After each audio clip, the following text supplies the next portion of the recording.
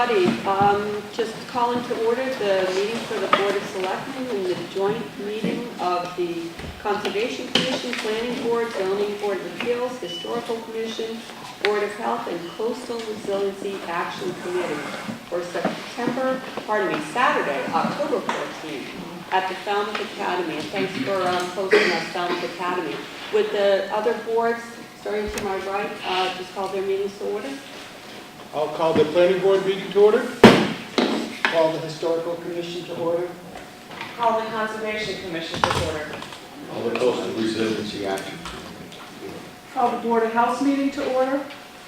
Great, thanks. And appreciate all of the chairs sitting up here with me. I think it'll give us a smoother meeting in terms of being able to incorporate everyone's comments.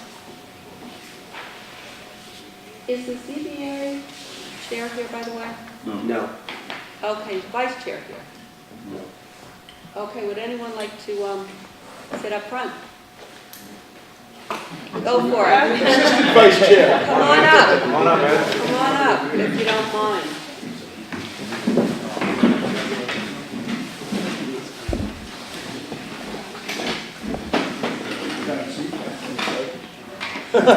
We just bring a chair right with you. Yeah, we've got that. Oh, there is one over there? Great. Thank you very much.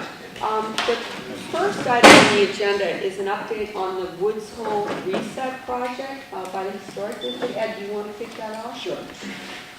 Good morning, everybody. And just quickly, before we get started on that, I want to just give everybody an update as to what's happened with the Historical Commission in the last, I guess, year and a half since the town made the decision to merge the Historic Districts Commission and the Historical Commission together. That happened in 2014, I guess. 2014. May 25, 2016. It has really been an exciting year and a half since we've actually formally started working together for us. Because as you, I know you may not know or know, the Historical Districts Commission is a regulatory commission, and we really just act on applications that come before us for properties within the historic district. And the Historical Commission has a much more broader reach. It's more of an advisory role. So for us, it's been very exciting because we get to do the regular historic district work, but we're also get the flexibility of working on other projects within the town, on other historic projects and properties, so that, like what I'm going to talk about today. So it's really worked out very successfully, at least from our perspective. Last year, actually, through the hard work of Nicole Goldman, who's our vice chairman, we started talking about things going on in the historic district, specifically the Woods Hole Historic District.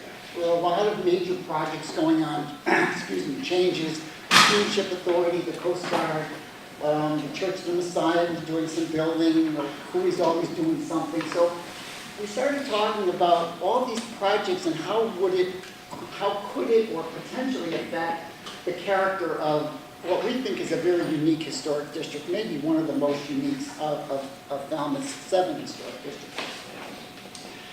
So Nicole came up with the proposal and found out that the Cape Cod Commission actually does planning and study work, has done some for Falmouth, we found out, and made contact with them, and we approached them, and we talked about how they could help us in evaluating and analyzing some future potential issues for Woods Hole that would help us to preserve the character of that thing.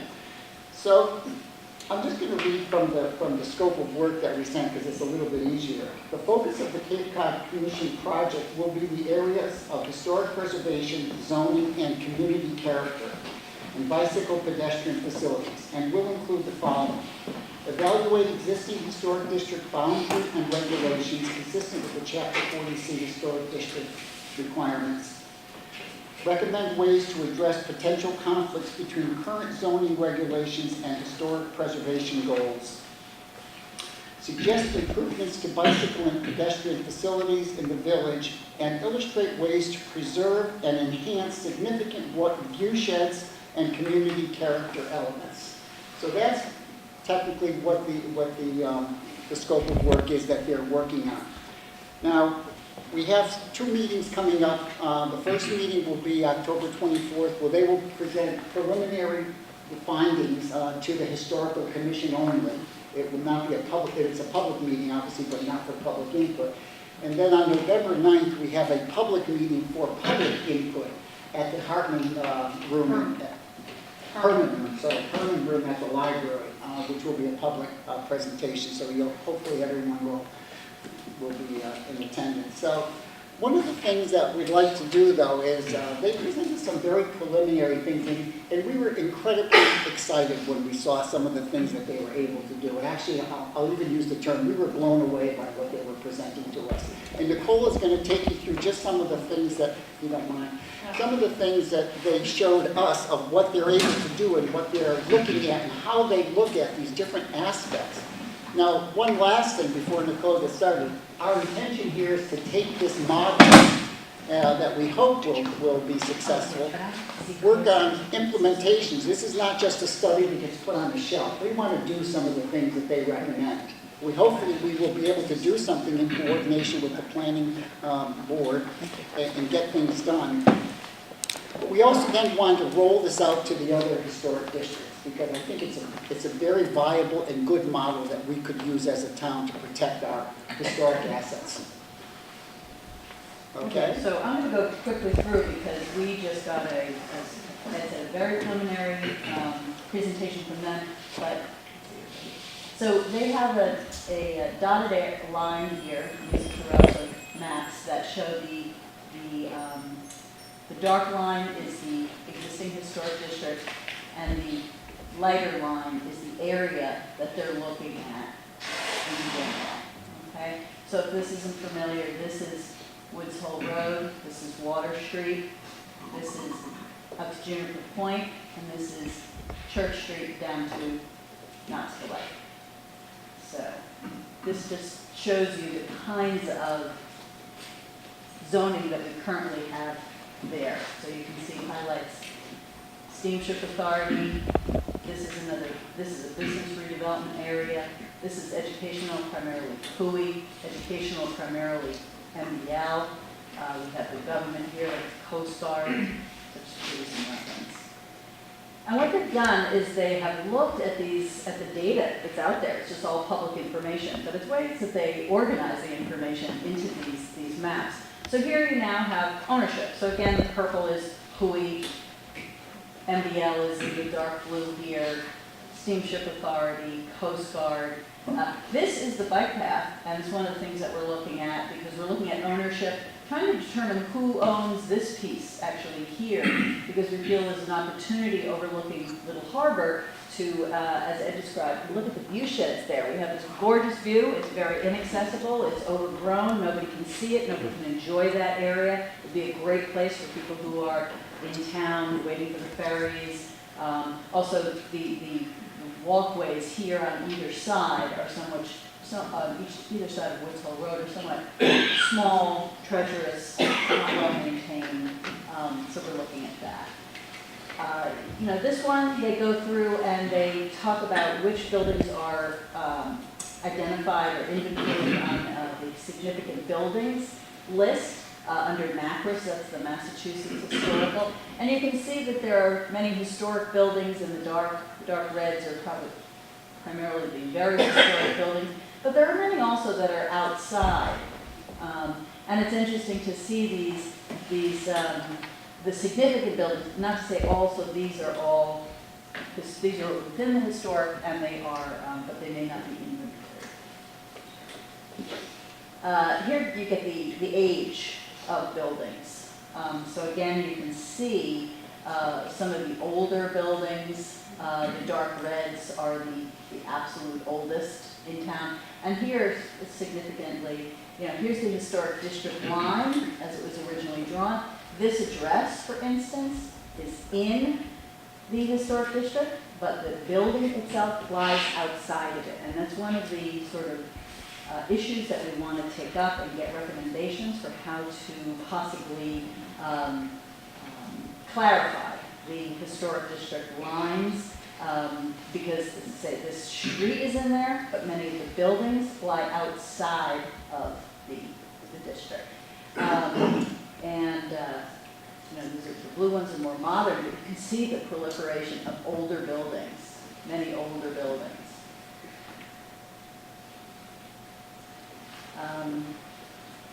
Which one is this? This one This is where the boundaries go outside. Oh, the boundaries go outside, so this is the same point I was just making. Here you can see all the peach color inside of the heavy dotted line, the peach color outside of the heavy dotted line. The peach outside of the heavy dotted line indicates that these addresses are within the historic district, but the various pieces of property, and it's hard to see perhaps on some of these, the boundary lines, but the properties go back far from these lines and they're not included. So we're only capturing, this came up a couple of years ago with the El March Inn, where just a very small piece of one of the buildings was within the historic district, so we were able to identify its historic value and the historic resource it was to the town, and it in fact set aside the potential development that was going to happen there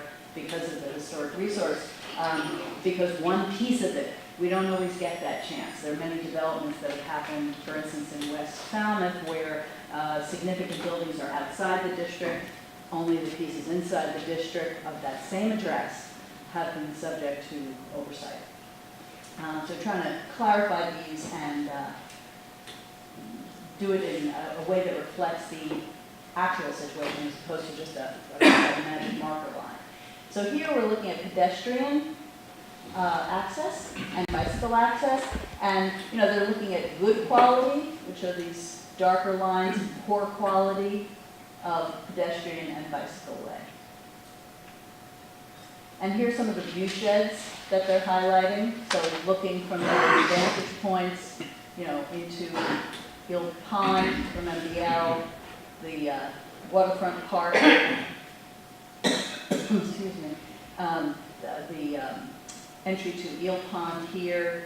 This is the little harbor view shed that I was talking about. Here's how it looks and what our access is in terms of seeing it. And this is also, they're looking at character areas. So they may also be touching on, what are the defining elements that are creating that character. Here you can see very historic buildings. I think that area, that was one of the ones not in the district, so, this is not in the district, this is not in the district. So what are the character areas define that area? And also just in terms of the coastal resiliency folks that are here, these are some of the FEMA flood zones. So again, looking at the impact that various flood zones will have on these historic resources in the future. A lot of floodplain here, obviously here, back here, which may affect this area. If we want to protect that area, for instance, in the future, is that something that we look at? And these are just some historic photographs in terms of what the development of the area has been, the density as it continues to grow, and how it changes. And so, as Ed said, we're looking forward to hearing really with the recommendations from the HIPCOT Commission in terms of their ideas, what are implementable and actionable steps that we can take to continue to do our job, which is continue to preserve the historic character of our entire town. And as you can see, I think this is going to be a great template for all of the districts for us to analyze the data and see what is it that we have, what is it that we value, what is it that we want to preserve. Ed, if I might, I think starting off here, it's kind of an obvious point, but I think it bears, keeping in mind that this is exactly why all our boards need to work together.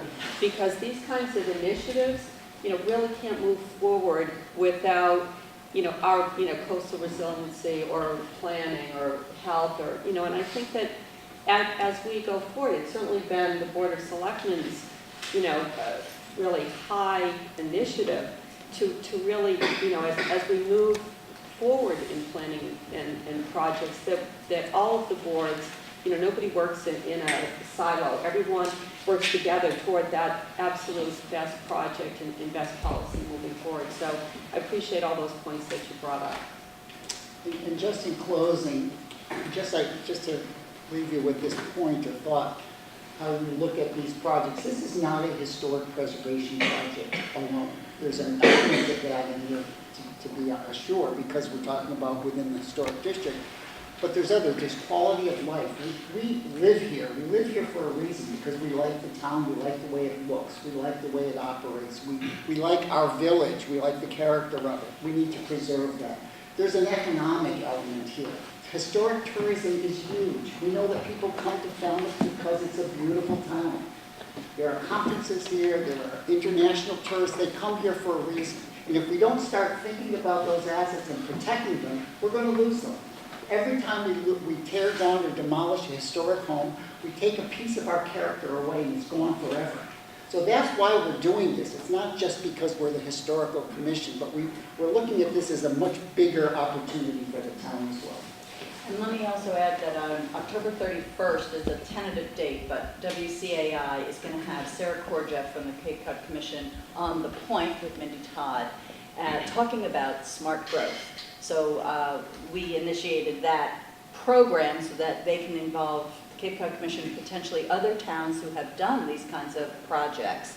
So they're going to have other people talking about their experiences, and I think it'll be a very informative program. So again, that's the 31st of October at 9:30 in the morning, and I think they rebroadcast it at 7:30 in the evening. But it's about, I guess smart growth is a kind of a catch-all term, but it's looking at our growth.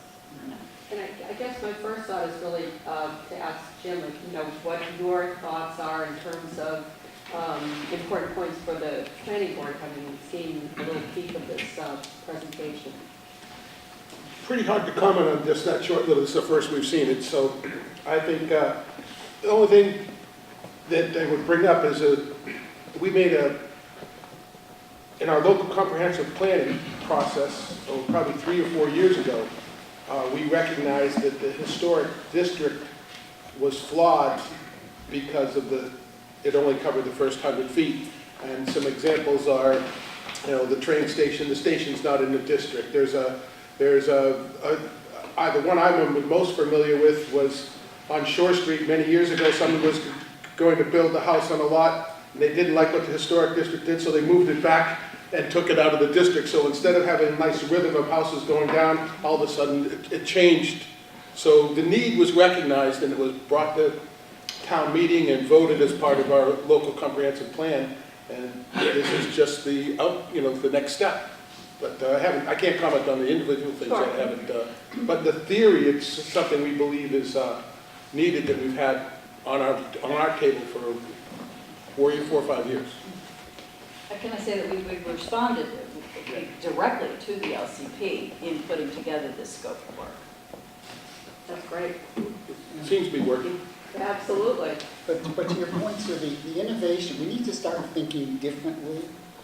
Form-based zoning, overlay zoning, changing zoning laws, that we just can't keep everything the same and think that we're going to do things differently, and that's where I think the coordination of the boards is critical. And could you just extrapolate a little on form-based zoning so that anyone watching on SCTV might just have a frame of reference? Well, form-based zoning, and I'm not an expert, Pat probably can speak to it better than I can, but you really talk to not the use per se, but the actual look and form of the buildings, so that you're controlling not just that we're putting a store there and it can look any way you want it to be. It's a store that sits back from the street or has a balcony, or it goes more to the form of the building, which is critical. And so we don't get these big box stores that the use is acceptable, but the look isn't per se. So form-based is more to the streetscape, I believe, than use per se. Doesn't stop the use, but maybe you could speak better to it, Pat. Well, sort of. We're still coming to an understanding, and I think it's probably something that we want to do when we handle it specifically for our town. But my first real introduction came to it when I started looking around. There's the Alamo. But, then you go down and here's an ancient building. They're doing a lot of construction on it. So I stopped and I asked a policeman what was going on. He said, well, here we have a law that says it doesn't matter what goes on inside the building, but everything on the outside must be preserved. And that building was probably from, 1700s, 1800s.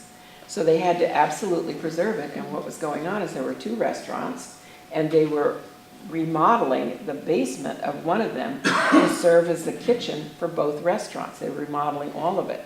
So you would never know from the outside that these were restaurants. These looked like old houses, old buildings. And that's my concept of what I'd like to see here in form-based zoning, to be able to accommodate our historic look here. We would preserve those buildings that were preservable, because not all of them are. We've got termites here and things like that that tend to destroy things if we don't take care. So we would preserve the buildings that are preservable. This may mean a change in zoning so that the lot is all incorporated in the historic zoning. So something like Jim was just describing couldn't take place. So that you preserve the streetscape, you'd preserve old buildings, but you wouldn't be so concerned about exactly what was taking place in those buildings. Sam? I'd say Mellon Hall is a pretty good example of where we've done that in the past. We preserved the front of that building, its architecture, but we allowed a brand new building to be built in for the sake of the best tools available for education. Great point, Charlotte? Form-based zoning is really, smart growth is a catch-all, but it has principles attached to it that are really interesting to examine. And form-based zoning is one of the ways of implementing smart growth, so that you're trying to do infill, you're trying to build up density where density would be good for you, and it affects more than just a single building. It allows you to have buildings that have a common party wall, if that's what you want, so that you can increase walkability. Now, so much of our zoning was set up really for suburban lots to preserve spaces between the buildings, and there could be places in town where that's not the look that you want. Picture our own downtown, which is really quite lovely now that the telephone poles are down and the landscaping has gone in, but we couldn't do it under that kind of zoning. Well, form-based zoning takes in walkability, looking at those setbacks, looking at whether or not that's appropriate for a particular part of town. If Falmouth were to go with form-based zoning, probably it would be for particular parts of town. Business zone was an obvious example, and it will come up when Jim wants to talk about the Davis Straits reset plan. It's an example of doing exactly what you said. Take an area that wasn't thinking about that when it developed, but now it's time to think about that. So it covers a lot, and there's a huge amount of information that you can get about both smart growth and form-based zoning by just Googling around and learning what those principles are. You'd really like them if you read them. And before we move on, I'm curious, Charlie, actually. I think in looking at that type of zoning, it's also important to understand that the concept of uses and segregation of uses that was behind traditional zoning has changed. The distinction between commercial and industrial and retail, types of retail, is not what it was when we came up with lists for segregating uses, which was the principle behind traditional zoning. We know that today various activities don't easily fit into categories, particularly. Well, it was just the issue of the brewery. Was it retail? Would it fit in that area? Everybody sort of knew that's a good use, but there was a question, does it fit under the list of uses? So it's also, I think, in improving the zoning, looking at the way we categorize uses and greater flexibility, because the idea of segregating uses is not as critical today as it was when we had more clear distinction between residential and industrial or commercial. The uses are not of the same, don't have the same effects that they did, 50 years ago when these zoning ordinances were first conceived. I think that's a great point because, putting on for a second my economic development hat, I think the flexibility certainly can be favorable to business development and employment, keeping jobs here. And so I think that consideration certainly has a place at the table at this discussion. But I kind of wanted also to segue with your coastal resiliency committee and the points that Nicole made. I wondered if there was anything you wanted to add, from that perspective. Yes, 2 points. I think you showed on the map significant historic structures in the FEMA floodplain. And we also know that some were outside, but those are probably not outside areas that will be impacted by future storms, sea level rise. That the FEMA floodplain is less than the area that's at risk. A much greater area is at risk. And I think it's also important that as part of resiliency, we're obviously looking at ways we can adapt to the changes in the environment that are occurring. Those are going to be even more challenging for preserving historic structures. We can talk about elevating structures, but that may not be appropriate for a historic structure because its context is very much a part of that. So we're going to need to be even more creative in thinking how we will preserve historic structures in the face of the changing environment along the shore.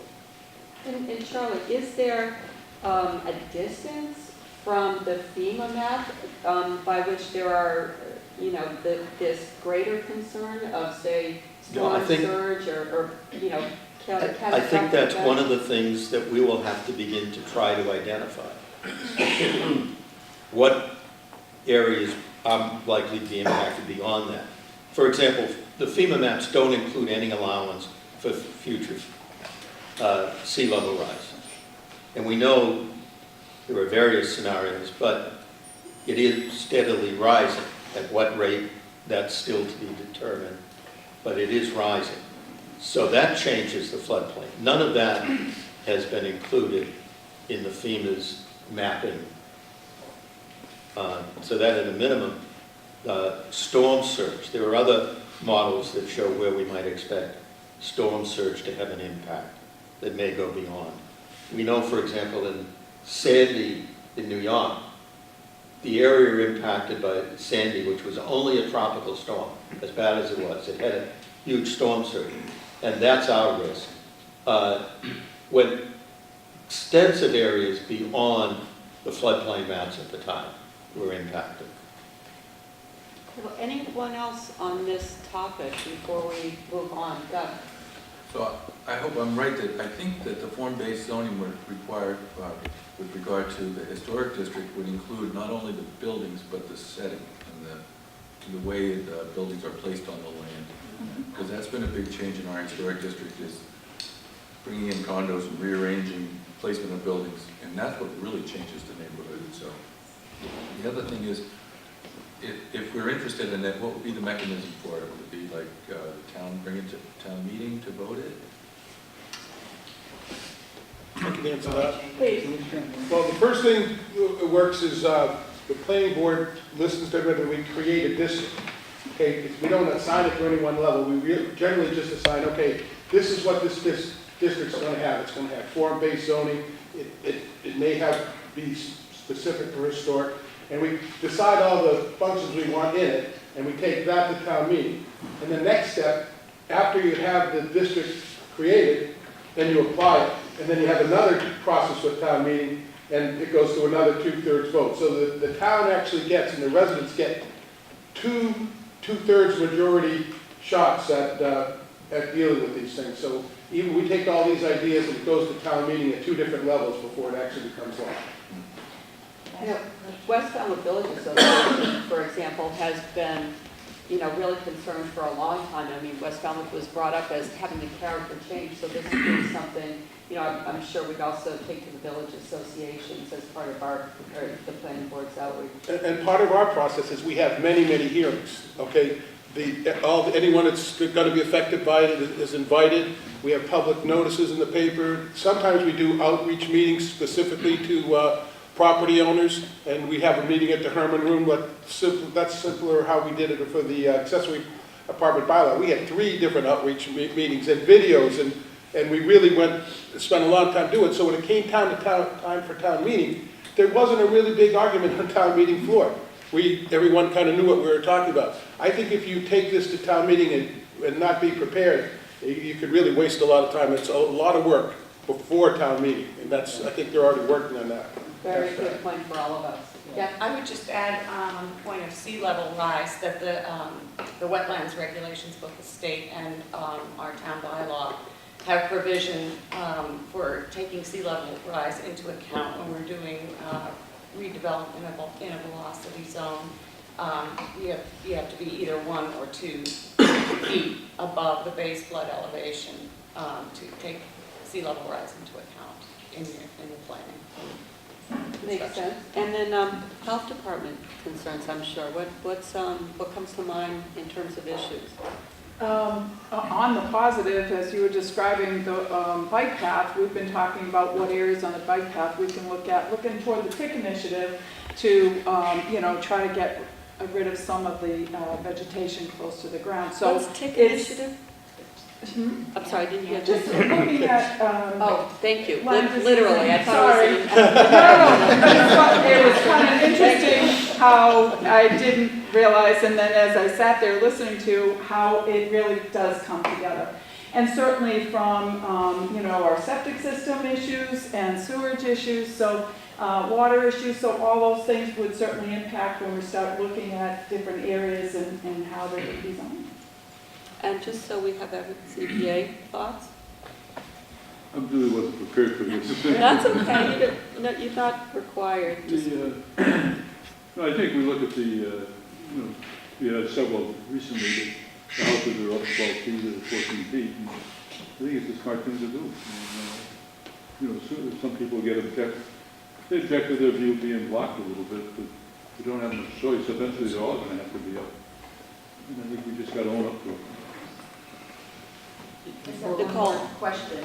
When we're looking at the historic district boundaries, as I was pointing out, like at what point do we interface and is it 2 different articles to town meeting eventually about changing the historic boundaries, or do we could just go to the form-based? And that's, I guess, one of the questions that Cape Cod Commission is going to help us to sort out.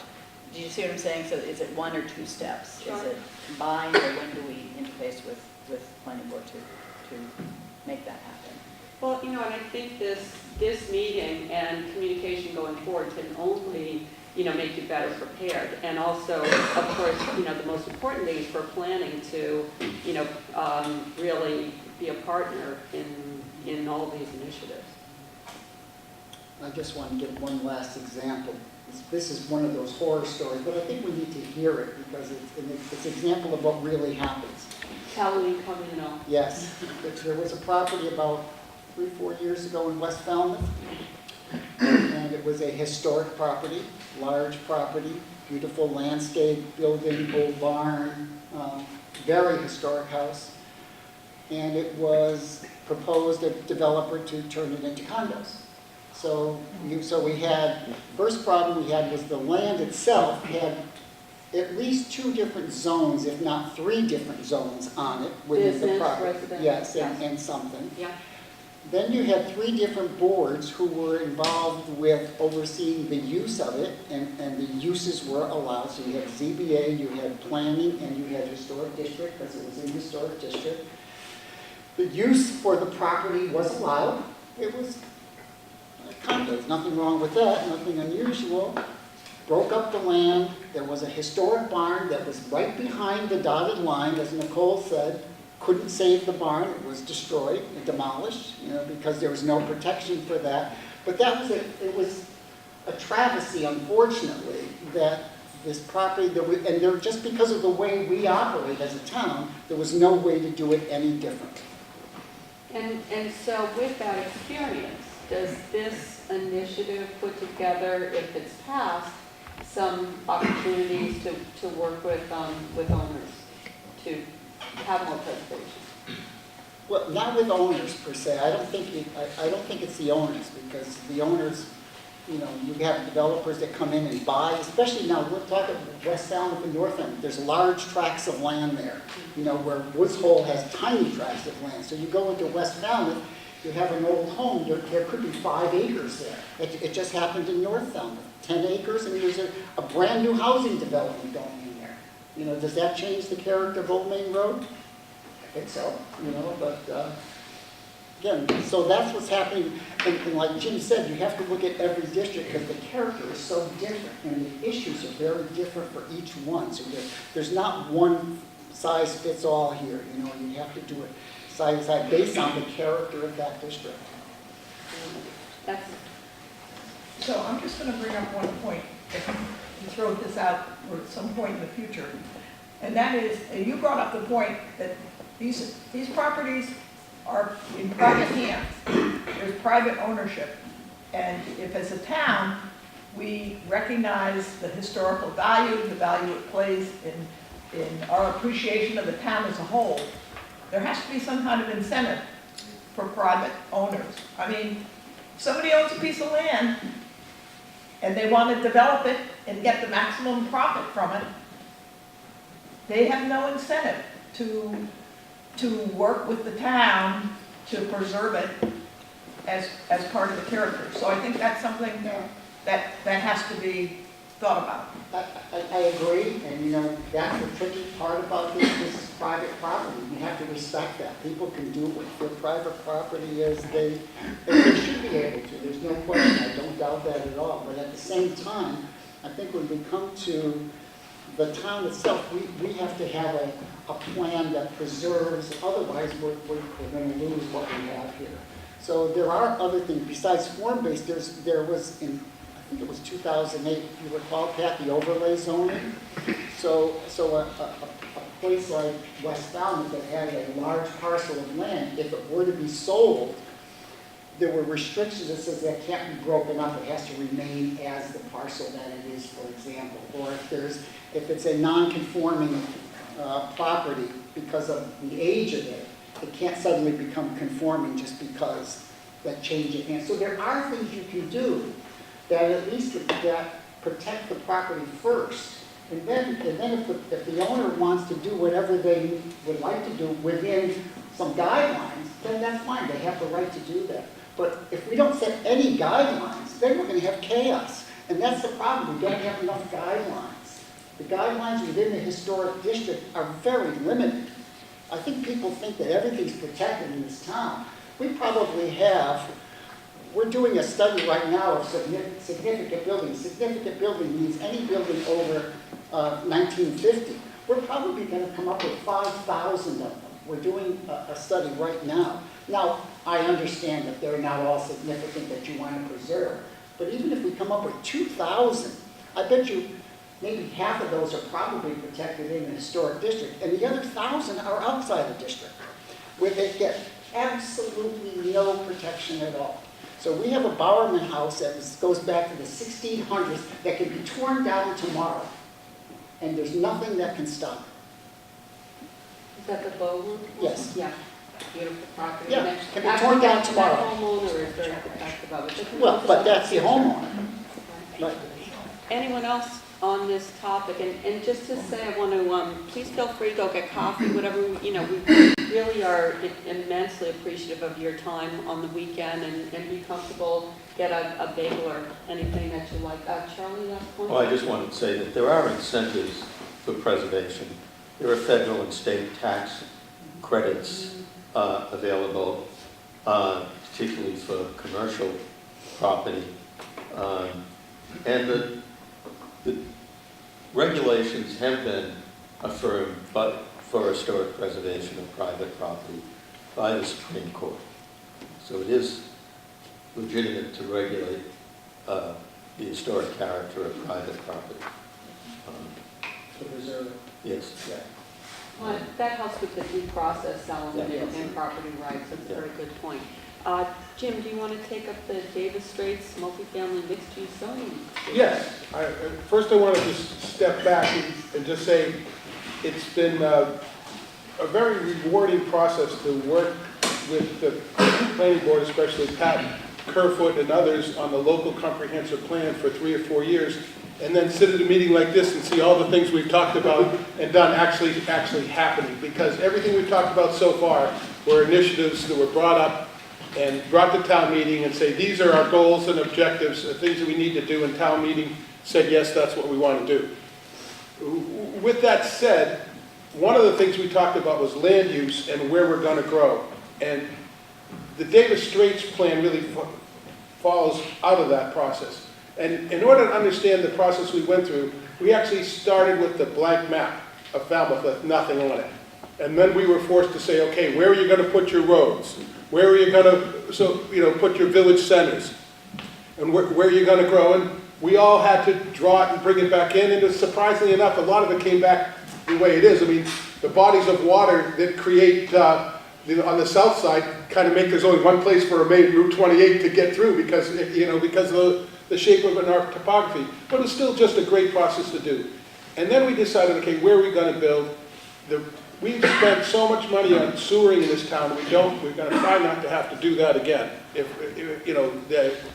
cost of it is so expensive that we decided we're going to grow, because we have to grow, but we're going to limit it to the village centers if we can, or as close to them where we have infrastructure such as highways, public transportation, sewers, the network that's already there. Because if you start growing in other places, you've got to reach out with all those linkages, and that's a lot more expense to do that. So then the idea was, okay, we're going to try to have greater density. Now comes, okay, what are we going to do? The CVS thing was a wake-up call for us. All of a sudden, a developer comes in, assembles seven, 8 properties, makes it all into one giant lot, and it's going to change our town forever. And boy, we had a real battle with them. And there was 2 of us that were a minority vote on it that held it up, but they took us to court twice. They lost both times and eventually had to come and meet with us in a closed room because it was the negotiations on a lawsuit. They said, okay, what do we have to do? And we said it's got to look like it's a Cape Cod building. We don't want big brick walls with huge signs on them. What the developers like to do is we have a bylaw that says you can have a sign that's 25% of the wall, so they build giant walls. They don't put any windows in them, they don't put roof lines in them. They design them to put signs on them. And we call that logo architecture, and we've been pushing back. And so now Davis Straits, we said, okay, we reached out to the Cape Cod Commission 2 or 3 years ago and asked them for this same thing you're doing in Woods Hole. We did it, and we've had their plan out for a year now. We've already started the outreach. There's a lot of things in it. I'm not going to talk about that today, because what we've decided to do is really just look at one particular area. Can we put this is, so you know, this is the study area that we did. As you can look at it, it's got a piece of Main Street down here, and it's a big chunk of it in the floodplain. There's all kinds of resiliency issues and other areas. But today, if you could switch to the next slide. No, this is it. I got it memorized from here. Okay. That is, as you can see, it's got a lot of open space in it, but all those buildings are on the sewer. Most of them are not in the floodplain. The floodplain only comes in and touches one little area down in here. So with our growth plans, we've decided, we also think we have to have in order to help our housing project, our problems in town, we need to do some, Falmouth does not have a multifamily zone. There's no place that has a business zone where you can jam in multifamily, and that's what happens sometimes in West Falmouth, because it's a zone for business and multifamily is an acceptable use, and that, so the owner makes more money, so the owner's incentivized to do the condos, because it's a business owner, it's allowed use. Okay, that's Davis Straits on this side right here, Worcester Court on that side there. I cut it off. That's the CVS development. I carved it off out of that because we couldn't clean that. And this is Dillingham on the bottom. Okay, that's Cappy's in the bottom corner there for reference. Okay, people most know where that is. And top is CVS.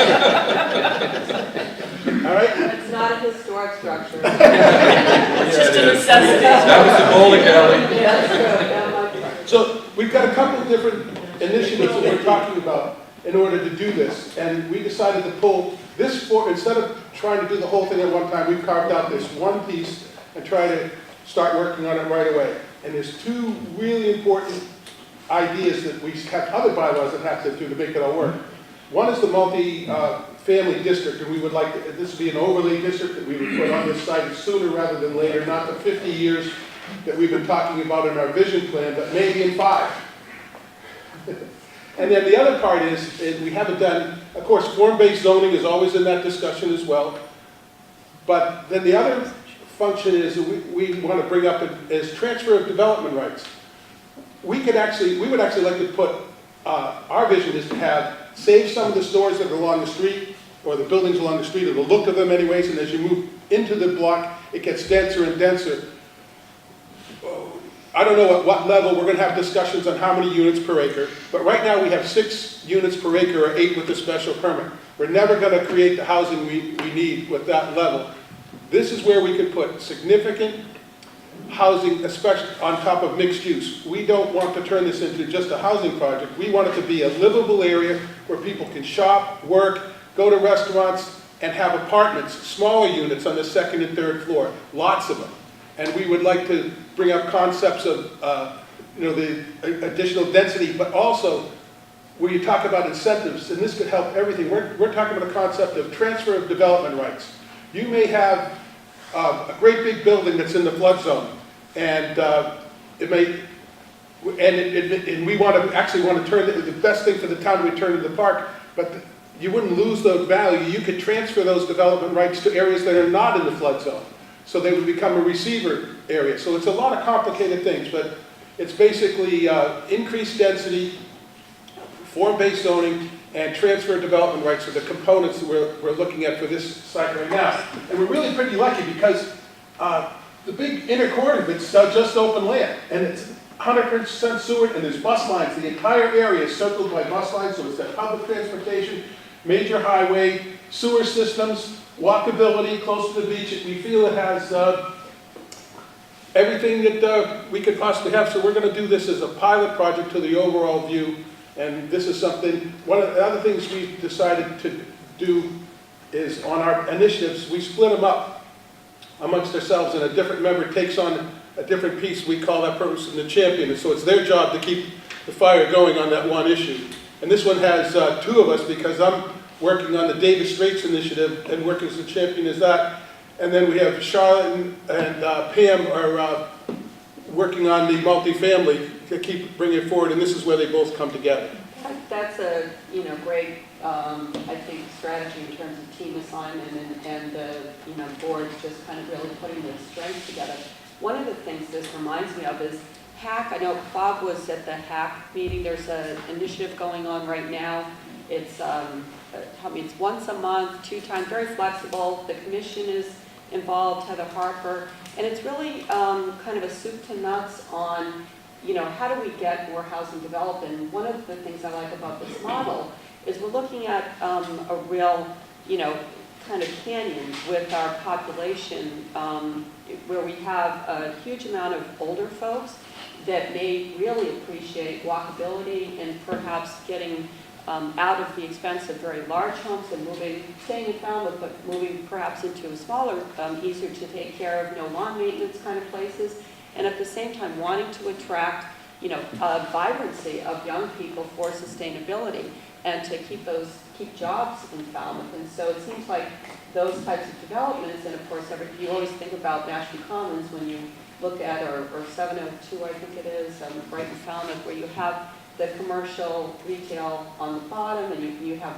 great housing on top. So that seems like it would really, bring Falmouth into the future in terms of, really huge housing needs all around. I don't know, Bob, do you want to comment on, Well, I think the Mashpee Commons, where they said that is a great example of a mixed use with the commercial and the residential, and how it's really worked and become an example for the whole state. And this is a very similar idea, plus it does keep that feel. You're talking about the form-based use, that's what Mashpee Commons is based on. Absolutely. Madam Chair? Sure. That's a quick question, if I may. Jim, I'm just curious, do you have any idea how many owners there are in this quadrilateral or rectangle, whatever that is that you've identified and read up there? Approximately. 25? 20? Quite diverse. 20. And some of them are open land, have always been open land, some of them was once farmland. So it's going to be a process, but I think the important thing to understand here is it was brought up above incentives. We're going to do this. These landowners are going to want to do this because they'll make more money. I mean, the idea is to take their goals and objectives and our goals and objectives and focus them on the same thing. And so we're not going to say you have to do this, or we're not trying to regulate this. We're going to say this is what you can do. Okay, if you want to, they can stay the same if they want. We're not going to make them change.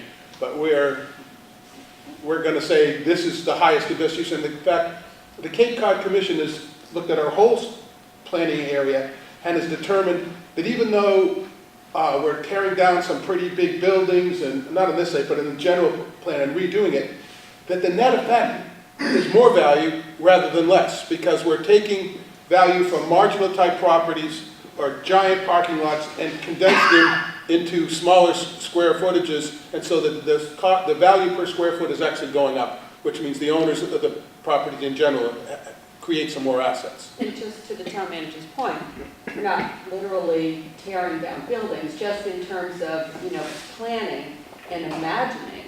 You're kind of fast forwarding ahead, what if this happened? What if that happened? What might be the benefits to the property owners and in terms of town planning? Well, I mean, Mashpee Commons was obviously our model we were looking at. I don't know, when I was a teenager around here, there was only one building in Mashpee Commons, okay? It was a big open field. I don't know if you remember, it was Bobby Burns Pub, and across the street was On the Rocks, and the rest of it was dirt.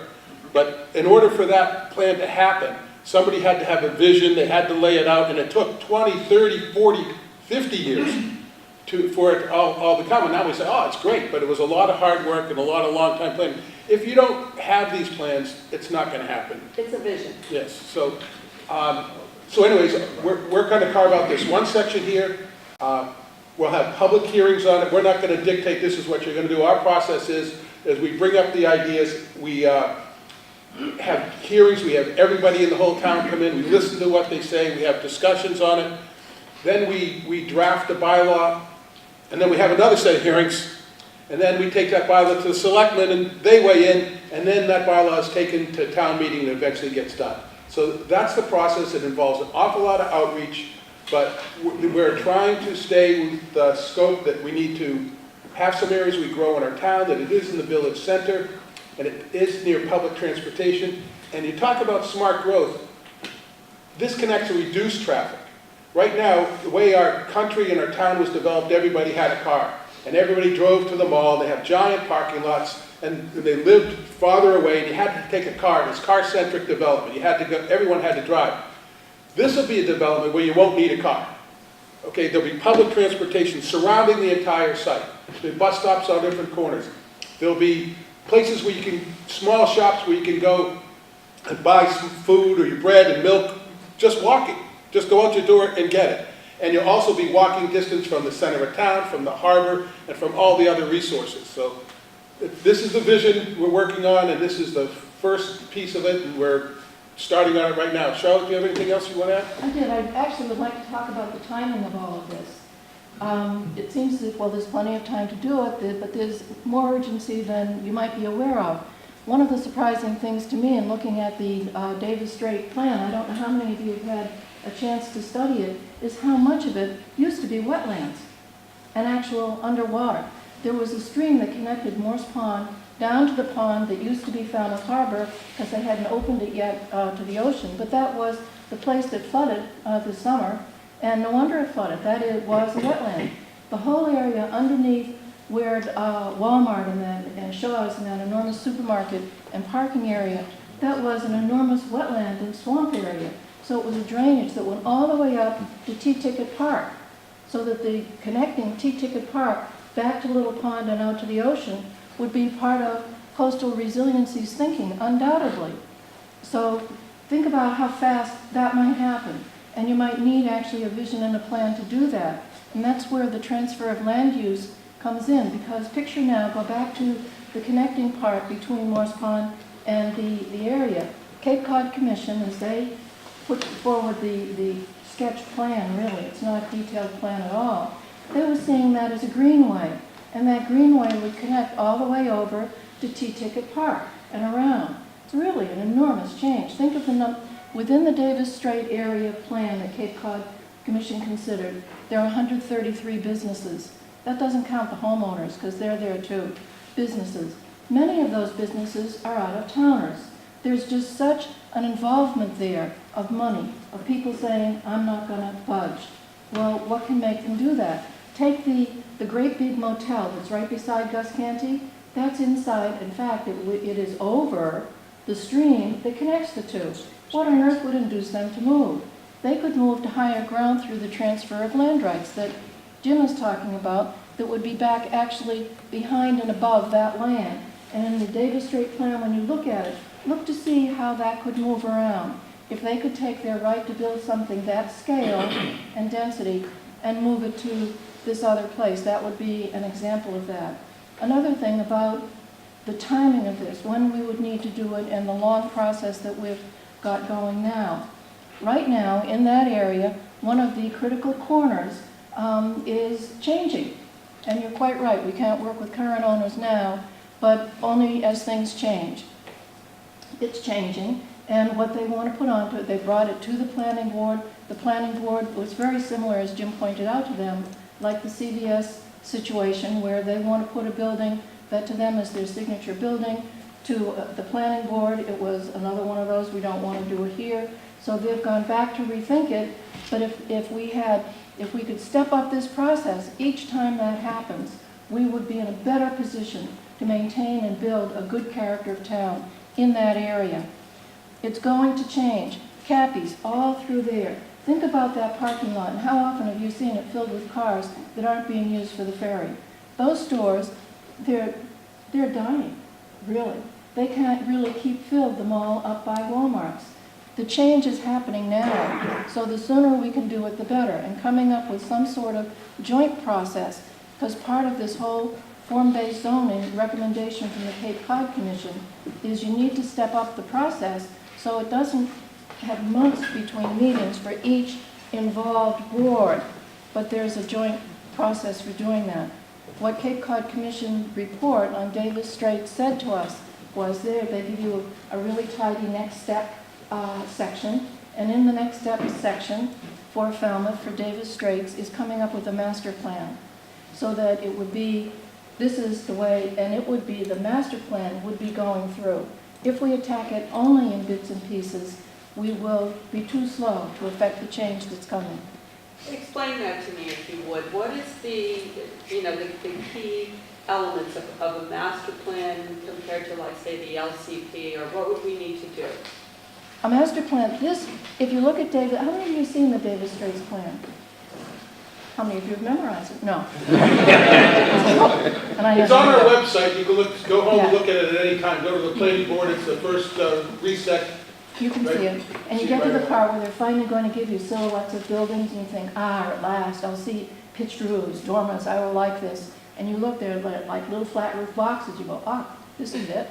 No, this is just a sketch of what's possible. So they would be coming up with each one of the components of that, giving us, we would work with them in all likelihood, but work with some consultants to speed this along, and see what would those silhouettes be. So the townspeople looking at it could imagine that. They would have an element of, for a line, if you look to see how the buildings are all different spaces out from the street, one of the characteristics they're going to give you is, what's the uniform build-to line, it's called. How many of these are going, where is the parking going to be? Side and back, but yeah, how do you work that? If they're going to share parking, how do you do that? It's going to get down into the detail of the whole thing so that people thinking about it will be able to think clearly. Planning board, Jim had arranged, and Brian had arranged for a hearing and sent, I think it was certified mail, but sent an invitation to all of the owners all along Davis Strait, come to this, preparation went into it, everyone's ready for it, we get there, and there are the TV cameras, one individual from the public, not even living in Davis Strait. The stakeholders meeting. Right, at the stakeholders meeting. So disappointing. Why not? Because most of them are out-of-towners. They're not here. They're corporations. They're big box owners. They're not going to come. And the fellow who came was a very good person to have come. because what he said was so important. He said, no one's going to come until you have an implementable plan, and that's what a master plan is. You can implement it. You're going to work from this. This is going to matter, and it will take a while to develop. The sooner you get it started, the sooner you have it, the sooner you can act on it. And is that something the planning board has decided to move forward with? That is certainly the discussion that we are having. Pat, did you have? The baseline, Jim really hit it. It came out of our local comprehensive plan meetings. And we took a look at the plaza and said, oops, if we don't do this and do the detailed planning, we are going to deserve what we get. And we will get it if we don't do that. And what Charlotte has just said as this detailed plan for the master plan for that area, the local comprehensive plan is the master plan for the entirety of the town. It's broader in scope. It has a broad brush look at it. What Charlotte's been talking about is a very detailed idea for what we'd like to see here. The trick is going to be to keep it from looking like a cookie cutter, which none of us want. We want character in our town. That's the charm of it. So the trick is going to be, how do you balance this so you allow people to do with their property, but there are certain overriding design principles that we want to see. And one thing that is our frustration as a planning board on anything we see is that we have the design review committee, we have site plan review, no teeth. We can say, gee, I wish. And the owner can say, yeah, I really want to work with you because this is my town too. I want to make it attractive. I want people to want to come to my store. They can say, nope, we're doing what we're doing, folks, because it's within the bylaw. Design review and the site review just don't have the teeth in it that we would like them to have. And this is part of the whole picture that we have to change. It's not just a one change sort of thing. It's not just a master plan for this area. You have to have the teeth to make it happen. You can't short the owners, but as Jim pointed out, if they do it, it's going to be a more valuable property. So all of this, Jim's right, it makes me feel really happy that this has come out of the comprehensive plan and that the comprehensive plan is being used by so many of the different boards to build this town as we look into the future. This is ripe for redevelopment. And if we don't control it, we deserve what we get. Anyone else? Beth? I just want to bring, since conservation and wetlands kind of gets forgotten, but you made a very eloquent argument for it. This is something that we've looked at various levels in the town in terms of having a greenway. And just the realization that the money for wetland restoration and resilience planning comes maybe every 20, 40, 50 years. And we're at a point now in the town where we can take advantage of this.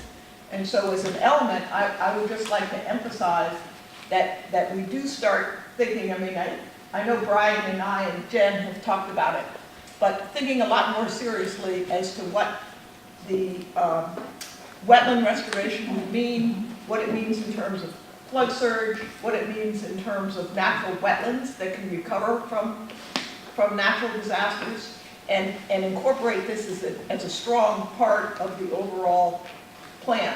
And we have an action committee with coastal resilience that, you know, the selectmen have really designated to move those points. So I think what your point is very propitious.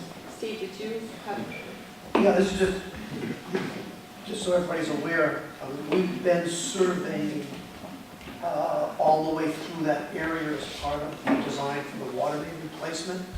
And that whole sort of raw set of data planning survey information is then going to roll over into a plan to redo all of the roadway along Route 28 there for that whole area, which will include the whole rotary concept, will include looking at where all the curb cuts are, where the access is in and out. So as we're marching forward on a sort of ongoing piece of planning right now that's going over the next 4 or 5 years. To the extent you guys have a 20-year vision, there's some conversation, I think, that needs to happen about what we will or won't do under roadway work and or water main work. We don't That's want to huge. miss out on it. That's really huge, because that's the whole, push me, pull me of coastal resiliency. I mean, where does it make sense to put the dollars? And, what's the term of that investment? So that, these are exactly, it's exactly the reason we need to work together and have joint efforts on these projects moving forward. I mean, Jim, how does that work into what you're, in terms of implementation, how does that work? Well, I think, first of all, as part of our planning, we've been meeting with the DPW and are aware of their plans for years. One of the local comprehensive planning group, we've reached out with them. They told us about this water main issue a long time ago. It's something that we've integrated into our process. But I think what this will do for people, especially the historic district, when they look at what they have to do in Woods Hole, we're actually going to we have this teed up. This will be starting probably the next year. Some of this will be in front of town, ready to go to town meeting. So we'll be having the discussions, we'll be having the outreach, the owners will be commenting, so you can kind of see what the process is. You're dealing with some different issues, but you're still controlling people's property, so we're going to hear from them, and they'll all got to want to hear about it, and you'll see the process, and hopefully we'll be successful. Well, part of moving initiatives is confidence in the plan. And I think exactly, what's happening here, and as Charlotte pointed out with the gentleman who attended, you've got to, people want to, as much as you invite participation, they really want to see something that they can understand and envision and comment on. And I think working together, we're going to get to that point. And it doesn't mean we don't continue to solicit, community input and outreach. That's absolutely key. But I think the more, this comes together between departments, and then it gets rolled out to, public meetings, at the permanent room, in the association meetings, and everyone keep in mind, looking at summer association meetings, because that's when you get the year-round folks. That's when you get folks who might live elsewhere but have businesses in town. So that's, I think, another key point. Anyone else on this particular topic? I just wanted to say one other thing. As Jim said, we're focusing there, and we're doing it within the framework of multifamily zoning. That's what we're thinking about.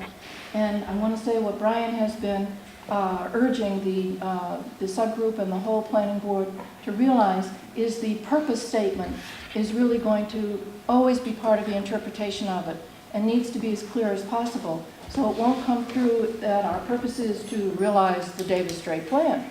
It's going to come through saying our purpose, something like, our purpose is the town needs, Falmouth needs workforce housing, Falmouth needs housing, affordable housing for all of its people, affordable housing, particularly for young people and seniors. It will be framed within a housing context because that's the truth of it. So that's what it would look like, and it would have as clear a statement as purpose as possible. So if any of your boards want to feed into that, they should speak with Jim or Brian. And it kind of brings to mind for me, maybe housing should have also been invited to this very large meeting. I mean, we're going to have to keep increasing our venues. Doug, Megan. I was just going to say, and it connects to what you're saying, Charlotte, that, my opinion is that it's broader than housing, as important as it is. I mean, this really is an economic revitalization program that has a housing component because housing is part of economic revitalization. But for these businesses, they're way past the part of Main Street that most of our visitors go to. And it's not a part of our town that has had the benefit of what our Main Street and some of the other smaller villages have in terms of that real focus on the way it looks, the way things flow together. This is a place, I agree, that's really ripe for, whether we were talking about housing or not, it's really ripe for sort of a jump start to make it a place that's more attractive, to extend, and we've talked about this for years, extend Main Street beyond that, few blocks where everybody goes and then gets in their car and heads somewhere else. So I see this, and I think the way that business owners buy into it is, if they're not from around here, if they're big corporations, even if they're from here, and they're just worried about their business and their bottom line, they may not see the housing piece as something that they really are responsible for. But if we make it clear that it's, you know, that housing component, that redevelopment component builds a business and brings customers, both from, you know, our local population of visitors to your establishment. I think that's a piece that businesses can really then, you know, work hand in hand with the town on, because you know, it is a part of town that really is ready to be looked at again and, you know, just, I think, spruced up. I mean, you have a lot of really old buildings, you have a lot of buildings that have had multiple uses, and the current use doesn't really look like it fits in the space. So I think the housing component is important, but so is that economic revitalization. I think that speaks to businesses in a way that the housing may not. Charlie, and then I just wanted to bring up that the issue we're discussing is not unique to Falmouth.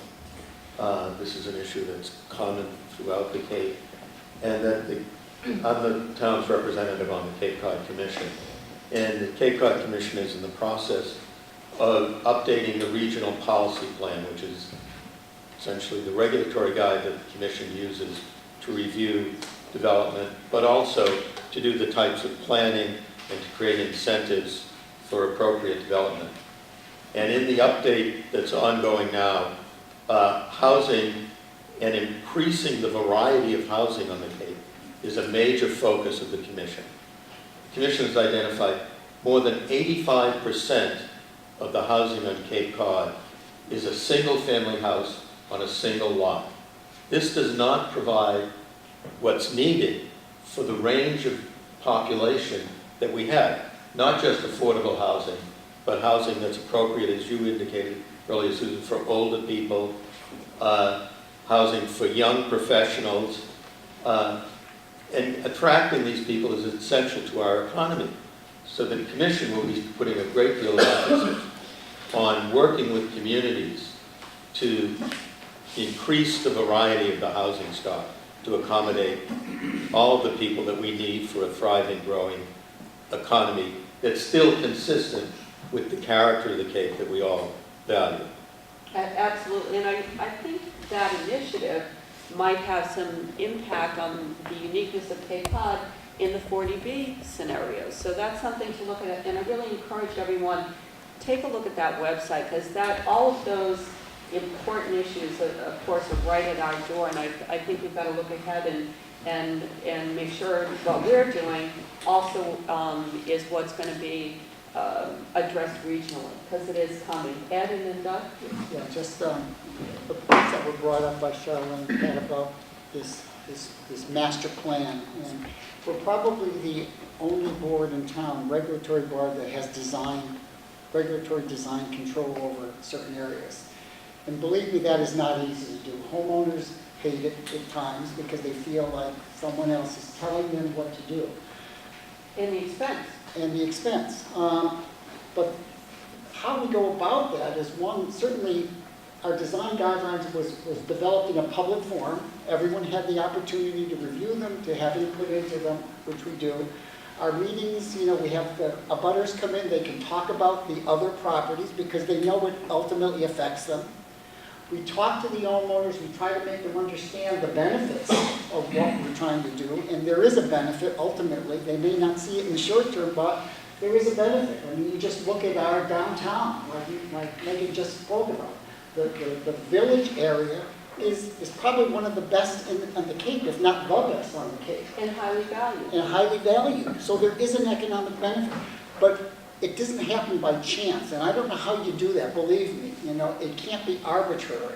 That somebody comes in and you say, gee, we'd like you to look nice. Yeah, okay, you know, and then they walk away, they wink, and then they leave, you know, and then you get whatever they want there. So you have to think about, how do we really control it? And maybe this is a special design district that has special regulatory authority, you know, that for this one area, it's an economic development, and in town, you get the same regulatory guidelines that the historic districts have. I don't know, but I don't think it can be left to chance, because it doesn't happen. It's due process, which It's is due noted, process. and then it's also enforcement. Yes. So those are the things we really have to think about. I think we have to think about that, or it is not going to ever happen. Which, that takes money. Yeah. Mashpee Commons is controlled because they control it. Right. The builder controls it. Right, The business owner doesn't control it. that's a good situation. Yeah. Yeah. So this seems to me, I mean, I know you've so far been calling it a multi-family zone, but it sounds more like an extension of the redevelopment district on East Main Street, and how is it different? And Well, I wasn't bringing the Davis Straits reset plan to this meeting, okay? We have brought that before, and we could bring it again. We chose today to just bring a piece of it, okay? And that's why we're focusing on this. We feel that this is something, the point being, if we have to have something that's happening now to get their attention, we want to make this happen now. and that's my next question, what's the timeline? Is it possible it would come in spring? We have more hearings, within the next year, for sure. It's going to take some time. We've really just had just one discussion on it. We haven't done the outreach to the owners. The process is probably a year, at least.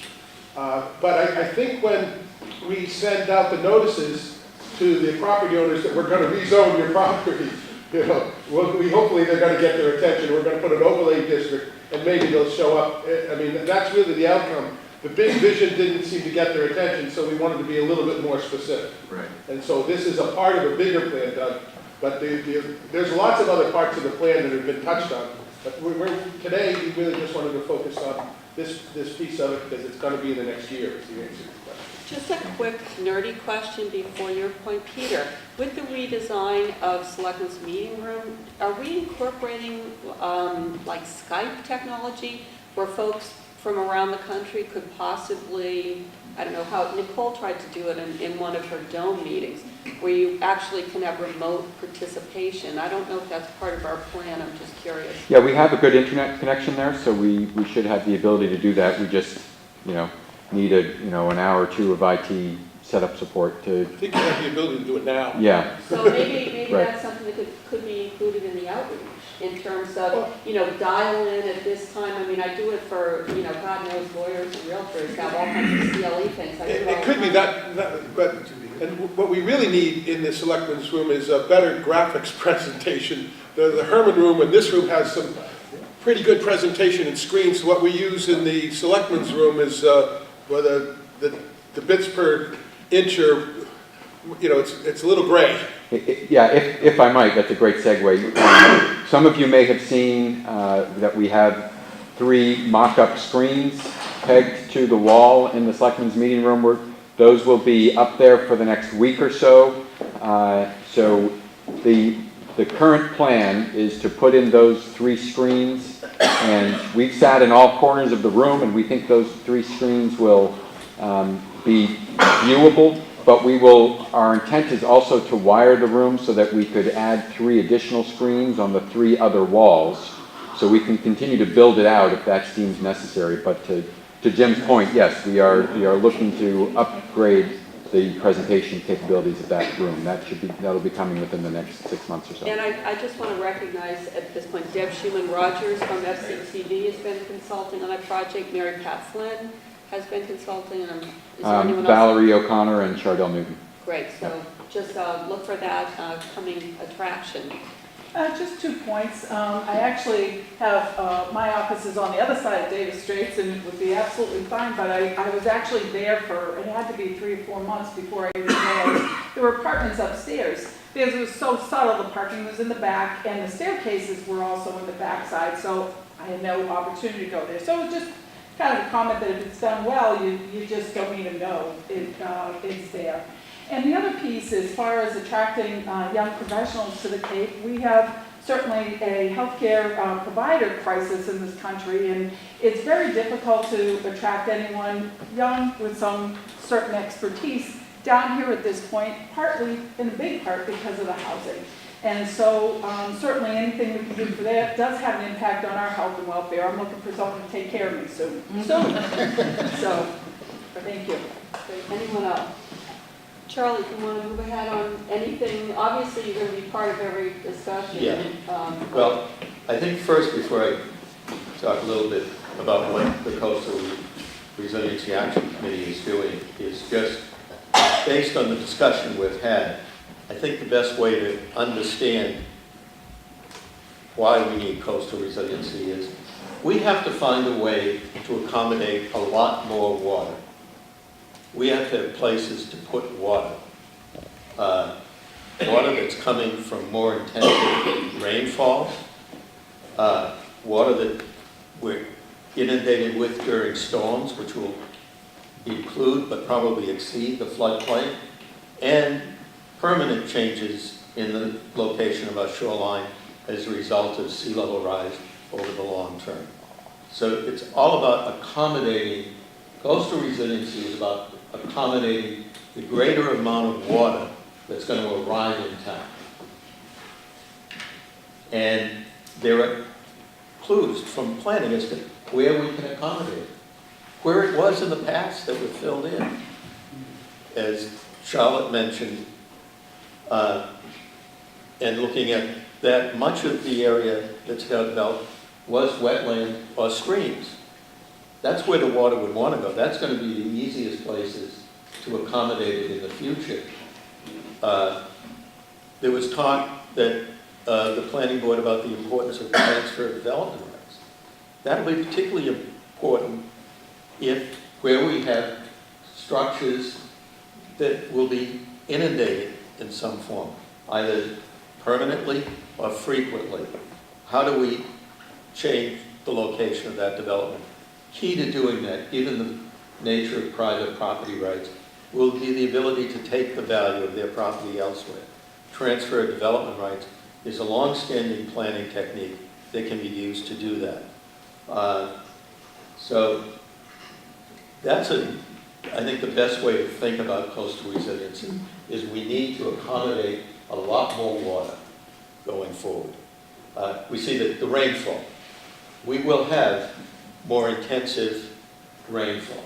We may not have a significantly greater amount of annual rainfall, but it'll come in more substantial downpours, which need to be accommodated, which affects how we design our streets and our storm drains.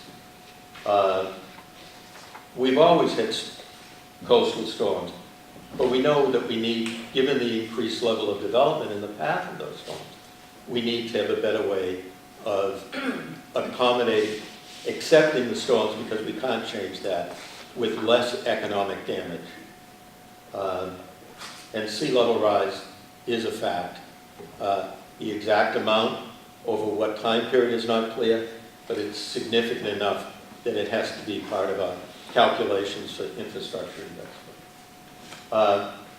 The Coastal Resiliency Action Committee, which the selectmen have set up, is really just beginning. And at this time, we've had several meetings. They've mainly been information gathering. We're talking with the experts and the organizations that are heavily involved. The Cape Cod Commission has a major federal grant for coastal resiliency, one of only a few in the country that was given to begin to explore this issue. They will be providing a lot of information that will be of use to the town. They are beginning a series of stakeholder meetings around the Cape. They have divided the Cape into 4 regions: Buzzards Bay, Vineyard Sound, Nantucket Sound, Cape Cod Bay, and the Atlantic Ocean. And I know you and Doug are attending Buzzards Bay. There can be more, but I'm attending Buzzards Bay. Doug is doing Vineyard Sound, Nantucket Sound. Right. So that's one important initiative that we'll be able to draw on. At our recommendation, the selectmen have begun initiation of something called the Community Rating System, which is an analysis that the town will do to see what are we doing already, or what might we easily do to improve our resiliency. And if we document that for FEMA, homeowners who have flood insurance can get a 5 or 10% reduction in their flood insurance rate. So that's an important benefit, but it's not just to get a reduction, it's to learn what we can and should be doing to reduce the risk. There is also and Jen may explain this more fully, the state is sponsoring training sessions for municipalities to better assess the nature of their risk. Those will be occurring shortly. Those are 3 important initiatives that will help us in this effort. One of our first efforts, too, will be to let's get the data. As someone asked, well, what areas beyond the floodplain are at risk? What is the degree of sea level rise that we may be facing? So we're trying to get harder information so that in making decisions we have good information, consistent information about what the risks are, where they are, exactly what the nature of the risks are, and then begin to recommend adaptation strategies. So this will take some time, but we hope soon to be, at least begin to define the problem. What are the risks? Rain, sea level rise, coastal storms, erosion, temperature increases, and what's at risk? The infrastructure, private homes, business, economic activity, recreational opportunities, natural resources. All of these are at risk from all of these sources. But we need to begin to define that more specifically, and particularly begin to look at what the variety of the problem is given different areas of town. Not talk about it generically, but talk about specific areas. So it's a great challenge, and it does need to work in as we can see in all of the initiatives that the town is taking to improve the quality of life in the town. So I'll have something to say when we discuss other topics too. Exactly. Anyone else from the committee or otherwise have a point or a step? Another important step is working towards our ability to secure funding from coastal zone management for design of these protections. So that's why we, selectmen voted recently to self-fund our vulnerability assessment, which sometimes coastal zone will pay the $80,000. We applied for the grant, but we weren't successful. And we had pretty good indications from staff that we would not be successful, but stubbornly I insisted that we try anyway. And so we didn't get the grant, but I think it's important that we fund that $80,000 vulnerability assessment, because that's like the baseline of where our vulnerabilities lie, and it'll give us a lot of information of what we need to work on first. And it's also part of being qualified towards these coastal zone management grants, because even the design of these remedies is hugely expensive. So they'll help a lot with that, and then you'll know where we're headed. Thank you. Sure. Kevin, just wanted to add it. I really liked your description of the need to accommodate more water as a general idea for the resilience planning. I wanted to add to it that another place we're going to see more water is in the aquifer. And since the groundwater is in some sense balanced with sea level, as sea level rises, the water table will rise as well. And so areas that where the water table is not far beneath the surface may become inundated permanently or much more frequently with smaller amounts of rainfall. So all of this infrastructure, we should be thinking not about how deep is the water table right now, but how deep is the water table going to be in a few decades, or even a couple of years. And I believe USGS has done a recent study on sea level rise in aquifer. Yep, that's right. Others? Interaction on coastal resiliency. Another thing maybe not mentioned also is that we're talking about the future and sea level rise, but also to remember the historical erosion that has been occurring over the last 100, 200 years since places have been developed, and how a lot of that is not related necessarily to rapid sea level rise that we're going to see in the future, though. So how we continue to manage something that is historical and ongoing, rather than just thinking about the specter of coastal change in the future because of climate change. We've been dealing with how we've been developing our coast and natural processes of erosion, and how that ties in with structures, seawalls, and groins and things that have been built along our coast over the last 100 years. So just like we have a Walmart that was built in a wetland a while ago, and we're dealing with it, as all Walmarts are built in a wetland somewhere. It's not a mistake that it's there, that's where they built Walmarts. But I used to work on FEMA maps, every Walmart was in it. But the same things, if we have a historical set of structures that have been built along the coast, that mean we have less beaches, and how are we going to deal with that? And then add sea level rise on top of that, add climate change onto the management we've been doing of our coast over the last 100 years, which has resulted in less beaches than we used to have. So, I mean, it's a moving target, is what you're saying. I mean, you're tasked with, you know, an extremely challenging, you know, goal here. You know, where do we, every time you throw a dart, it's only going to be there for a second. So how do you do that?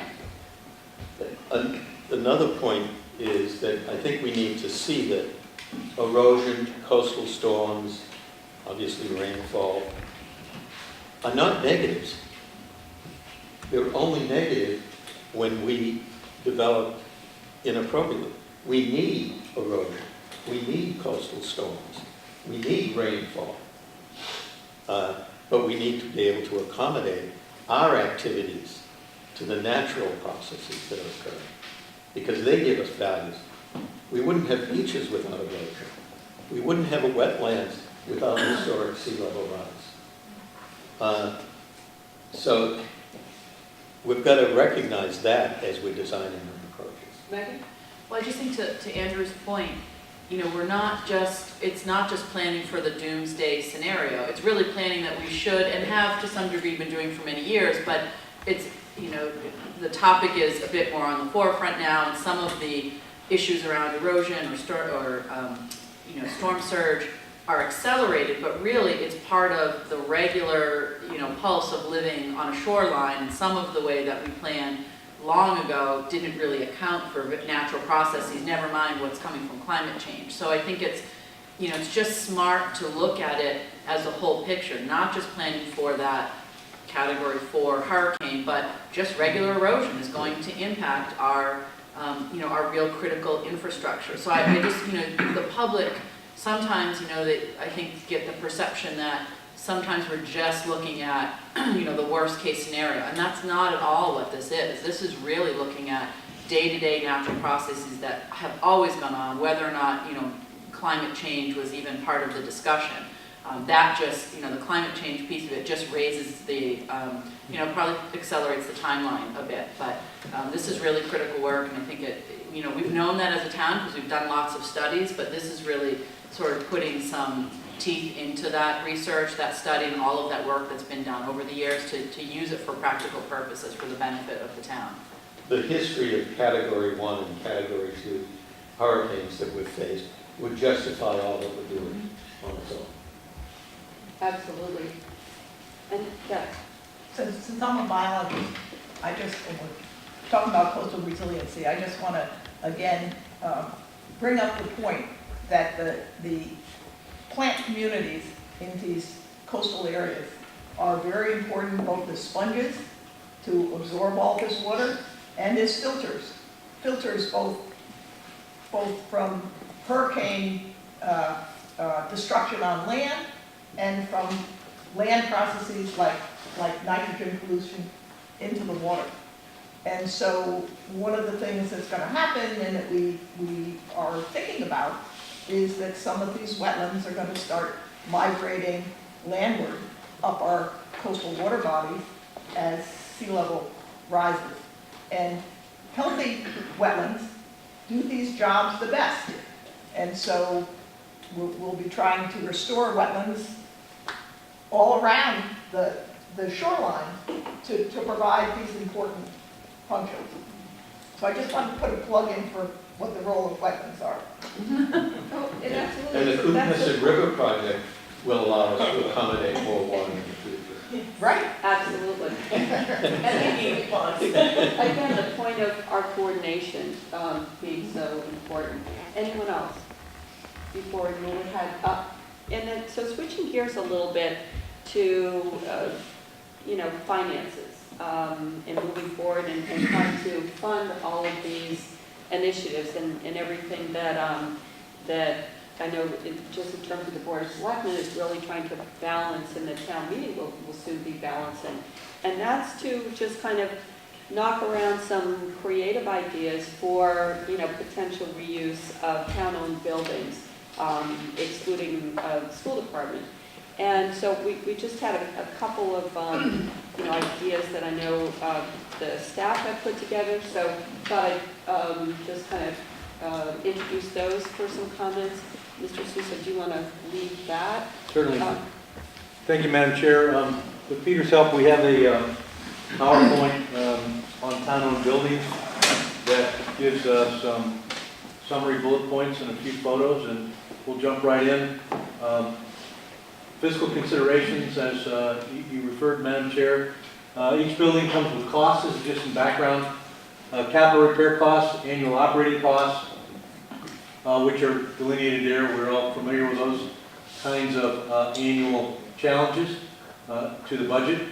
As buildings are acquired, for instance, the Emerald House, Tony Andrews Farm is another complex that we're discussing currently, or existing town buildings are replaced, such as the water department or water filtration plant, senior center. Those projects currently underway. The cost to operate and maintain added buildings must be identified and added to the budget.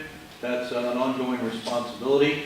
Or alternatively, the building should be sold or leased such that taxpayers are not burdened by the added overhead costs, which are ongoing, as we know. Now the building listing. First, no particular order. The Edward Marks building, we know it's on Main Street. That's the approximate square footage and background information on the time frame. There was a prior selectmen's vote to relocate the Falmouth Human Services Office to the main level of the Edward Marks building. That relocation would eliminate currently a $27,300 annual rent, and the proximity to the new senior center location would be an added benefit. By the way, just to jump out of that, this concept of relocating offices was based upon directive through the past strategic plan, which continues of the Board of Selectmen to move current town departments from rented space to existing town-owned facilities. So this is part of that ongoing process. The Falmouth Historic Preservation Alliance has contacted me, and they are interested in leasing and potentially renovating this same building. Proposed financing would be from a mix of private and community preservation taxpayer funds. That's the Edward Marks building. Of course, there's a photo of Edward Marks building, the former poorhouse, as we're all aware, on the same overall complex as the Gas Candy Community Center and the soon-to-be new senior center location as well. Key location in our downtown district. Next, the Long Pond Water Plant building. That's at 65 Pumping Station Road. It's a fairly remote location, so many may not be as familiar with it. One of the discussions I've had with Town Clerk Michael Palmer, we've had an ongoing need. Many of you have seen this discussed at the Selectmen's meetings and at town meeting and other committee meetings. We need a location for a town archives. We've initiated a couple processes that were unsuccessful and did not achieve the kind of support we needed to have that go forward. This is another possibility. It previously has been used, the same water plant building, as a satellite office for marine and environmental services field staff, primarily animal control. There's one bathroom and small septic at that location. There is no reliable connection to the internet or the town network there. There is a high-speed connection would require the installation of fiber at a cost of $20,000 to $40,000.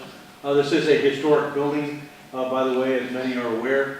This is the overall aerial of that location with Long Pond off to the right-hand side of the picture, and the circular building is targeted for demolition as part of the old filtration plant, which will be ceasing to utilize. And by the way, we're pleased to confirm that we've just recently received the written approval from the Department of Environmental Protection. Steve Rafferty's with us here this morning. Steve, as our water superintendent, and Ray Jack, as the public works director, worked diligently on this over a considerable period of time in that hugely successful $46.5 million project. We've gotten the green light to cut over operation for the new water filtration facility, which we anticipate will occur, Steve, in the coming week. And may I have a comment or two on that? Plan mapped out to do that transfer probably Wednesday afternoon, at the latest by Friday, but I'm pretty confident that it happens on Wednesday. Small detail, we have to actually move the control that the tanks do on tank level over to the new facility. Until we actually do that, we can't test that it works. So we're going to do that on Wednesday. We're going to go through a whole process of testing that all the communication are in place. No water on Thursday? Oh, you'll get all the water you need. Drink up now. All the water you need. But no, we're pretty confident that everything is good on Wednesday. We've done a dry run of all of this week. And going forward, if I can just take one moment, what will happen is, you won't see this alarming change in your water quality, but you will see an ongoing gradual improvement in water quality as we move that really pristine water into the system. We're going to come in right behind with some sort of aggressive flushing in a couple of areas just to get anything that's there out of the way. And then initially we're going to start at the same chlorine level that we have right now, so that we don't wind up with a lot of shock inside the system. But as we measure chlorine residuals at the extremities of the system, over probably the next 5 to 8 months, keep lowering the chlorine level down very, very slowly until we get the chlorine down to the point where the water is still disinfected and safe, and we're not over-chlorinating the water as we have been for a while because we had no filtration. Short story. Thank you, Steve. And just a couple other remarks on this. Just on behalf of taxpayers, as everybody here is aware, we're given enormous support to construct what is a state-of-the-art facility in the Commonwealth. It's really unlike, to the best of my understanding, anything existing at the municipal level in the Commonwealth. So taxpayers stepped up, supported this initiative, which we're very pleased is constructed on time and within budget, and assures a future clean, potable water, which is necessary for very life itself here in the town of Falmouth in a way that's not been approached elsewhere, certainly on the Cape and the Commonwealth as well. So we're very pleased and great team effort, and taxpayers should feel very positive about their vote of confidence in the town to allow this to go forward. Says everything about the town and the community of Falmouth. Also, I want to just interject that part of this discussion, particularly at this location, was generated by a conceptual piece provided to us by Paul Dreyer. Paul's with us here this morning as a planning board member. Paul had transmitted that a year ago in anticipation of the buildings at this location becoming freed up and really making general suggestions about potential uses for reutilization of this particular property. And obviously we're looking at the behest of the Board of Selectmen for potential reutilization of many town-owned buildings, which is part of this initiative. I guess we'll move on to the next slide now. I don't want to... We'll take questions at the end. Yeah, we'll take questions at the end. That works for me. Next is the Emerald House. There's been some publicity on that recently. It's on Davisville Road. It's also a historic building in terms of its age. It, I believe, is not on the National Register, however, as are a number of other town buildings. It is on 4.9 acres. We have a current lease with the Falmouth Service Center.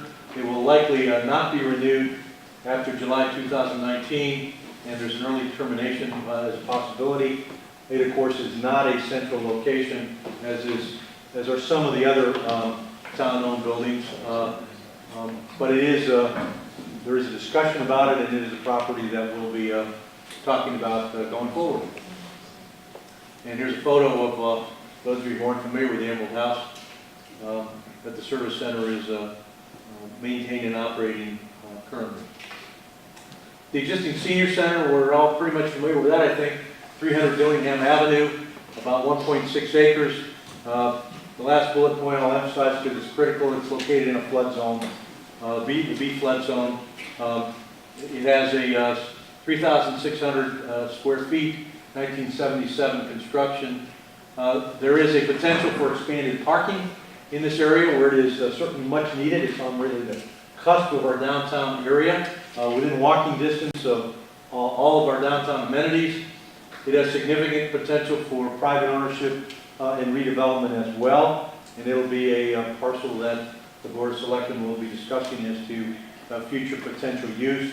Keep in mind that we're on a track for construction of the new senior center that's 2 to 3 years hence. So the existing senior center is not going to become available anytime immediately. So, but that is something we want to look at. Here's the aerial of the senior center property with a major water resource just to the left of the picture. Give you an idea of how high the groundwater is there. It is very high. So there really is no potential there for ground level development, and that building is challenging given its location. And that's why parking is one of the things we talk about. And it is a heavily used area for parking for after hours activities, Commodores games, many other things going on in the downtown area. Next, the comment on Lawrence Academy building. It is not vacant, of course. It's on 20 Academy Lane. It is a landmark building downtown, 1920s construction, 2.9 acres, including significant parking areas around it. It's currently leased to the Falmouth Chamber of Commerce. The Chamber is interested in extending the lease and has contacted us with regard to that discussion. Also, just a note at the bottom in terms of this list, other existing and occupied buildings, primarily in Woods Hole, for which lease extensions have recently been granted by the Board of Selectmen, are not included in this listing because they are occupied and in use for fairly long term. And let's see. Oh, this is the shot of Lawrence Academy building, the overhead, showing all the parking around it. And it gives me an opportunity to comment on, we are working with Public Works and Tom Planner, Brian Curry, and others, Police Department as well, and looking at potential for enhanced utilization of our existing parking assets in the downtown area. We're also hopeful, you remember there was some discussion about a potential earmark to the legislature that would fund a study to look at our request was parking and circulation downtown, not exclusively parking. It originally came in talking about decked parking downtown, which we have discouraged, and instead looking at parking and circulation options there. We're awaiting word from Senator DiMacedo's office on freeing up the dollars to allow that study to go forward. So we think there's significant potential for us to better manage and utilize our existing parking assets in land, including the comments about the existing senior center site and others. So that's a comment on that. So my thought in terms of just including this topic with this group is really kind of a brainstorming. If anyone has some thoughts, on these particular sites or maybe some other sites, I think that, in adaptive reuse is really in line with the other topics here in terms of, our community development and sustainability. And, just with respect to the Marks building, it's in tough shape. I know I've been in there a number of times. I'm sure many of you have. I know all the Board of Selectmen have been. And I just want to clarify, the town office that is in there now, where could that potentially be relocated? In the Marks building, well, currently it's vacant. Okay, so it doesn't... We have had seasonal occupation there. Yep. Of IT functions and beach committee ticket sales, beach parking ticket sales there for the last several years. The retirement board that did a significant renovation of the main floor. Of course, it's relocated, as we're aware. However, it is fairly well outfitted on the main floor for the relocation of an existing office, which is why the Human Service Office was suggested as an alternative. The second floor is in relative disarray and would need some work for any additional use, but it is not currently proposed on the second floor for any type of town utilization. One thing we're awaiting, that this relocation has not been moved forward more expeditiously, as there is an ESCO Phase 2 project involving the Marks Building, which would involve the HVAC system and fully upgrading that. But there is a really state-of-the-art offices and internet connections, and on the first floor it was fairly significantly used also by the Arts Alliance. I may have the wrong term there, in years past as well. Arts Guild, thank you, which is no longer there. But again, we have seasonal uses in there at this point in time.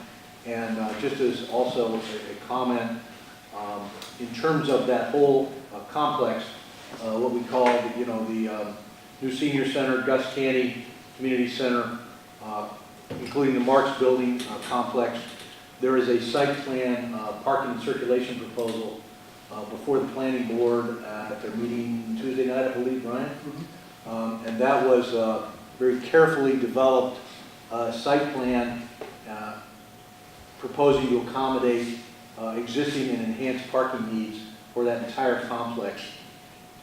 And we'll welcome the assessment and determination of the planning board on that site plan. That is a key link for us taking the next step on the senior center construction. Just as an aside, the proposal that is before the planning board now would rework that existing space in that complex for parking. Does not include the interior areas of the police department, only those other 3 buildings I've spoken about, and would add an additional 63 parking spaces to that whole complex compared to what we have currently, to the great benefit of all the the multitude of activities that occur there at different times of the day and night and seasonally as well. So we've been in touch with the Recreation Committee, with the Commodores, with the school department, obviously with the Board of Selectmen, and now with the Planning Board in terms of that concept. Also, we shared that with the Council, Jim Vieira, the Chair of the Council on Aging, in terms of the impact on the future senior center site. One other comment about that, the parking and circulation proposal, subject to the upcoming review by the Planning Board, has also been designed to significantly improve the public safety moving in and out of the site, but also circulating on the site. So it would include a westbound on Main Street traffic right-hand turn only into the site, which fascinatingly, Brian and I talked about it, was actually approved by the Planning Board about 30 years ago as part of an original Gus Canny Community Center proposal, but was never constructed. The Board of Selectmen took the lead in affirming that they wanted to see that additional access point for all westbound traffic, more safely to get into the Gus Canny, a new senior center complex. And we're also going to realign, subject to the Planning Board's approval, of course. The plan would advocate realigning the existing exit and entry point at Scranton Avenue, which for all of us who've used it, we recognize the alignment is not 90 degrees, and so it creates some challenges for a tough intersection anyway for getting in and out. That's going to be widened. There'll be a left-hand exiting turn bay there, and it's also part of anticipated Main Street improvements that Public Works and Planning are working on in terms of the Main Street project that ultimately involves a potential roundabout. It's been talked about at Selectmen's meetings as well. So plenty of public safety-oriented access improvements. One last item, there'll be an exclusive entry and exit on this proposal for the police department, for public safety purposes. Right now, if there's a lights and siren emergency, the police frequently will exit right onto Scranton Avenue, which is not a good thing, integrating that traffic with people using the complex of buildings there. So the existing entry point that's on the west side of the Marks building will be enhanced and improved subject to the planning board's review for an exclusive police department emergency access, which we believe is, again, great enhancement to public safety, and also include the functioning utility, enhanced functioning utility of that building complex. So thanks for the chance to update on that, Madam Chair. Sure. So in terms of just still the Marks building, there are a couple of things potentially in play. One is that moving Human Services office would save the town $27,300 if that comes to fruition. There's some interest expressed by the Falmouth Historic Preservation Alliance, and I know Ed is part of that with respect to leasing and renovating the building. The first option doesn't, other than the ESCO air conditioning project, doesn't include any maintenance or restoration of the building? A new roof is okay. already budgeted and funds appropriated. But still the second floor would not really be habitable? Correct. We have not mapped that out for public use. That would require minimally $100,000 plus elevator. And, and whatever historic nature remains within the interior of that building, it's all on the second floor. The first floor, as most folks have seen, has really been totally transformed to almost exclusively office use. And then, of course, the Historic Preservation Alliance interest has been in looking at leasing and renovating the building. Ed, you want to make just a point about for the purpose of this conceived, or are you not that far? No, well, there's been a couple of things that affect this. First of all, if I could just make a couple of comments. There's three buildings that Julian put up there. The pumping station, the courthouse, and the Lawrence Academy are National Register buildings. I don't know if people are aware of that. So they've been nominated and approved for listing on the National Register of Historic Buildings. So they're really significant buildings. They're gems to the town. They're assets to the town. And so I think that's important to keep in context of what we're talking about here. We're not just talking about a utilitarian building here that, what do we do with it, kind of like a garage. The second thing on the courthouse, there's, as Julian pointed out, there's 8,000 square foot of space in that building. To put an office that might use a couple of thousand square foot, I think is underutilizing an opportunity. And it does not renovate the building. The building is in great disrepair. So the Alliance has made a proposal for a long-term lease, take over the stewardship of the building through private and public funds, restore the building, which is, as you can imagine, millions of dollars to fully restore the building. And the benefit would be, it could be a motivator for the revitalization of East Main Street. This is an important thing, an important asset for this new campus with the Gus Candy Center there. Just a revitalizing building. Their proposed use originally was on like-minded organizations. Maybe the 300 Committee, maybe the CPC had offices in there, maybe the Historical Commission has offices in there. Those were the types of organizations they threw around, something that was in, as well as the Alliance itself. Those were a few of the ideas. One of the things that does come up is the issue of prevailing wage law. Now, the town is subject to prevailing wage law, as you're, I think, aware of it. So they're pegged to a certain level of wages for any kind of work that's done on the building. Now, if the building gets leased to a third party, there could be a way to get around that, which is a significant saving, maybe 40 to 50% change in the cost of restoring the building. But the key to it is the use. It can't be a municipal building. The town can't have control of it. You can't put a municipal office in there. So originally, when we spoke to Julian about it, there was thoughts of maybe putting human services in there as well. Now we start coming into very complicated areas. So I think some of the use needs to be determined. If the town wanted to do a partnership where they restored it and then leased some space in there, then we're talking about a very different cost structure issue.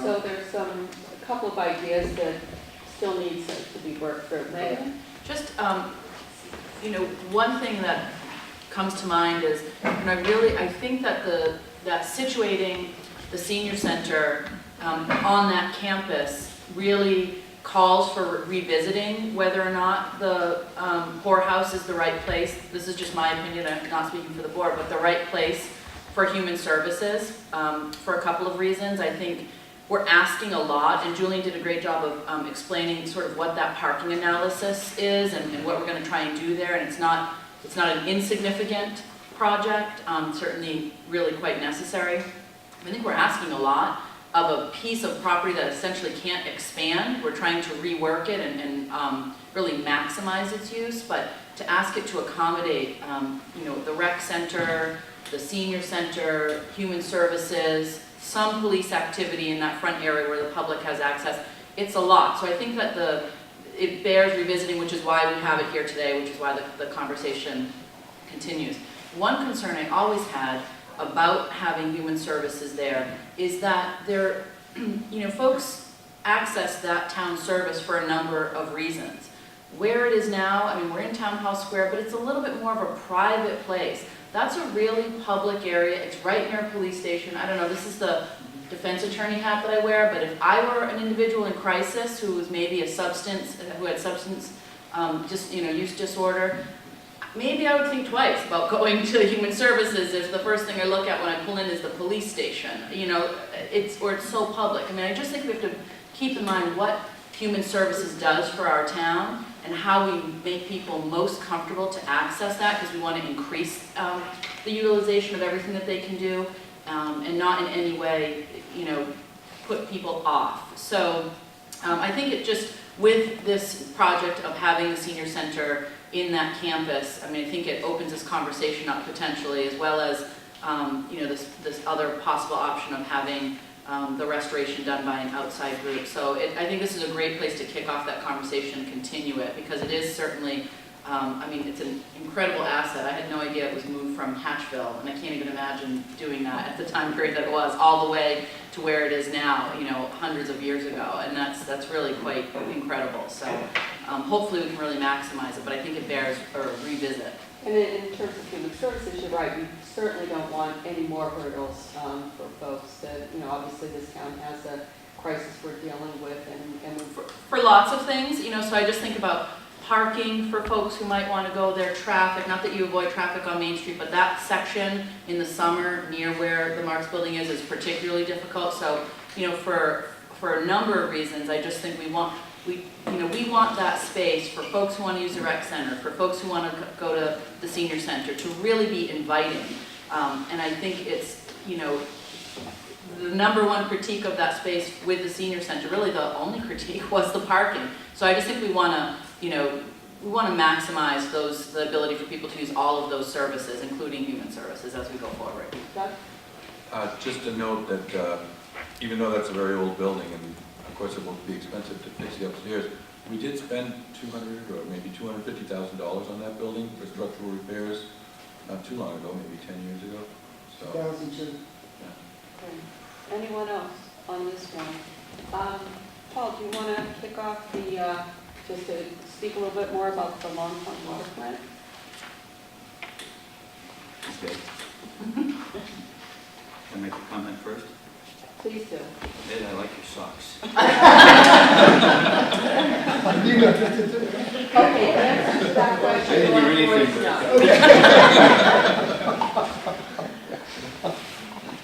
Now, as Julian mentioned, I wrote what I call a concept memo, looking at town buildings, because at the time there were a number of things going on. We were talking about the reorganization of town hall, looking at space allocation. Paul, can you looking speak at up so everybody can hear you?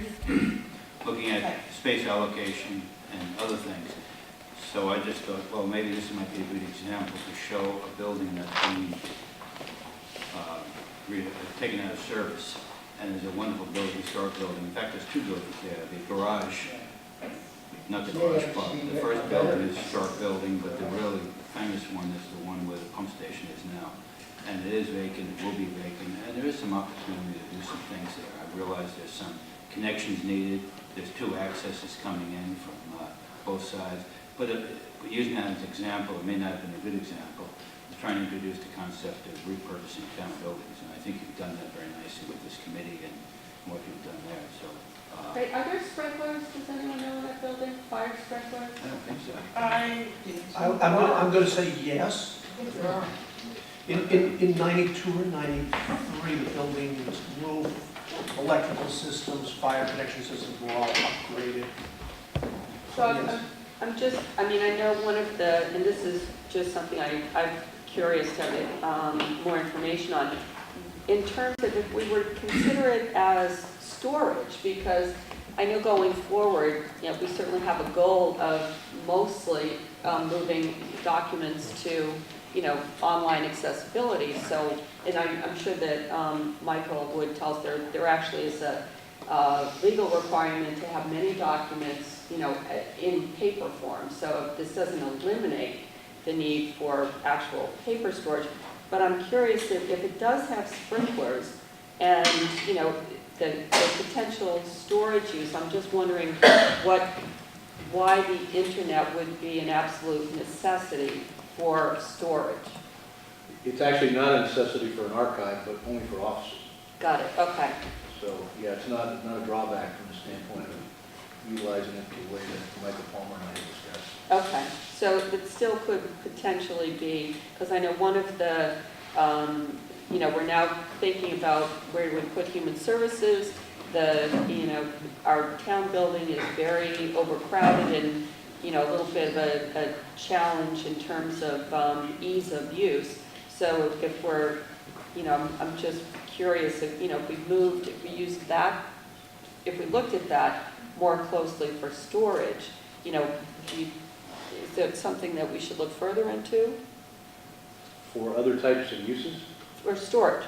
For archives? Archives. That's Oh, How much room, I I think what Sue is asking, or what she's getting at, is how much room do you free up? And I think it's probably not an insignificant amount. We've had this conversation about, you know, moving stuff out of town hall, archival material, into another building. And does it free up space for you know, that reuse of that space? Yeah, it's a great question. What it actually does is free up enough space so that we can do the plan that was approved a few years ago by the Board of Selectmen. Right now, the use is tied up with unproductive storage, particularly in the lower level. The entire room below the Selectmen's meeting room is a good example of that. Those are storage of hard records, some of which have to be maintained in that form, as Sue mentioned, for 7 years, but that could be housed elsewhere. And that's what we're talking about, is basically freeing up town hall space, also with the ESCO Phase 2 project, which will move some HVAC systems to higher ground. That way, we could go forward with the plan that was proposed and brought to the selectmen a few years ago. And is it's structurally sound? It's been engineering inspected? The Water department. Still the same building? historic building? Yeah. Yes, it's structurally sound, correct. Doug? It's such a beautiful setting. I think it could be more useful as a venue. You know, meeting rooms, venues for gatherings. They had a fundraiser last night at the Historical Society, which was very successful. But we could have a lot more things like that at a place like that. Beautiful place there. I don't know if you've seen the building, but it's really nice, and it's much too nice just for storage. That sounds like money to me. Making them. Anyone else? John? How much land comes with that location? Hundreds of acres. A really nice pond. There's actually 4 or 5 parcels. That was a little bit of a facetious. It's 4 or 5 parcels. But your question might be, is it the parking, John? Could it be a second campus for the town? So parking is a huge issue. Yeah, so I'll jump in here. Whatever reuse that building goes to is, as the person who has to oversee the protection of the water supply. Back in the 1890s, a group of people took over all the land around Long Pond. There's a lot of land there. Where the pump station is, and that photograph could come back up with that Google thing, it's really sitting on a little isthmus between Gru's Pond and Long Pond. There's not a lot of parking at that location, and the parking at that location would have to be regraded or reconfigured so that there wasn't any chance of oil or gas leaking into Long Pond. That's not a showstopper, obviously. There you go. So just if you look at this picture, to the left-hand side of that picture where the big round thing is, that's a hillside blowing up. To the far left-hand side is a wetlands. We're not going to go into that place, obviously. So at this little spot right here, that's Gru's Pond at the bottom. That's the drinking water supply at the top. So there's a little triangular piece of land by this beautiful building. If you go up that road to the left-hand side, the top of the hill, there's quite a bit of land up there that's part of the parcel.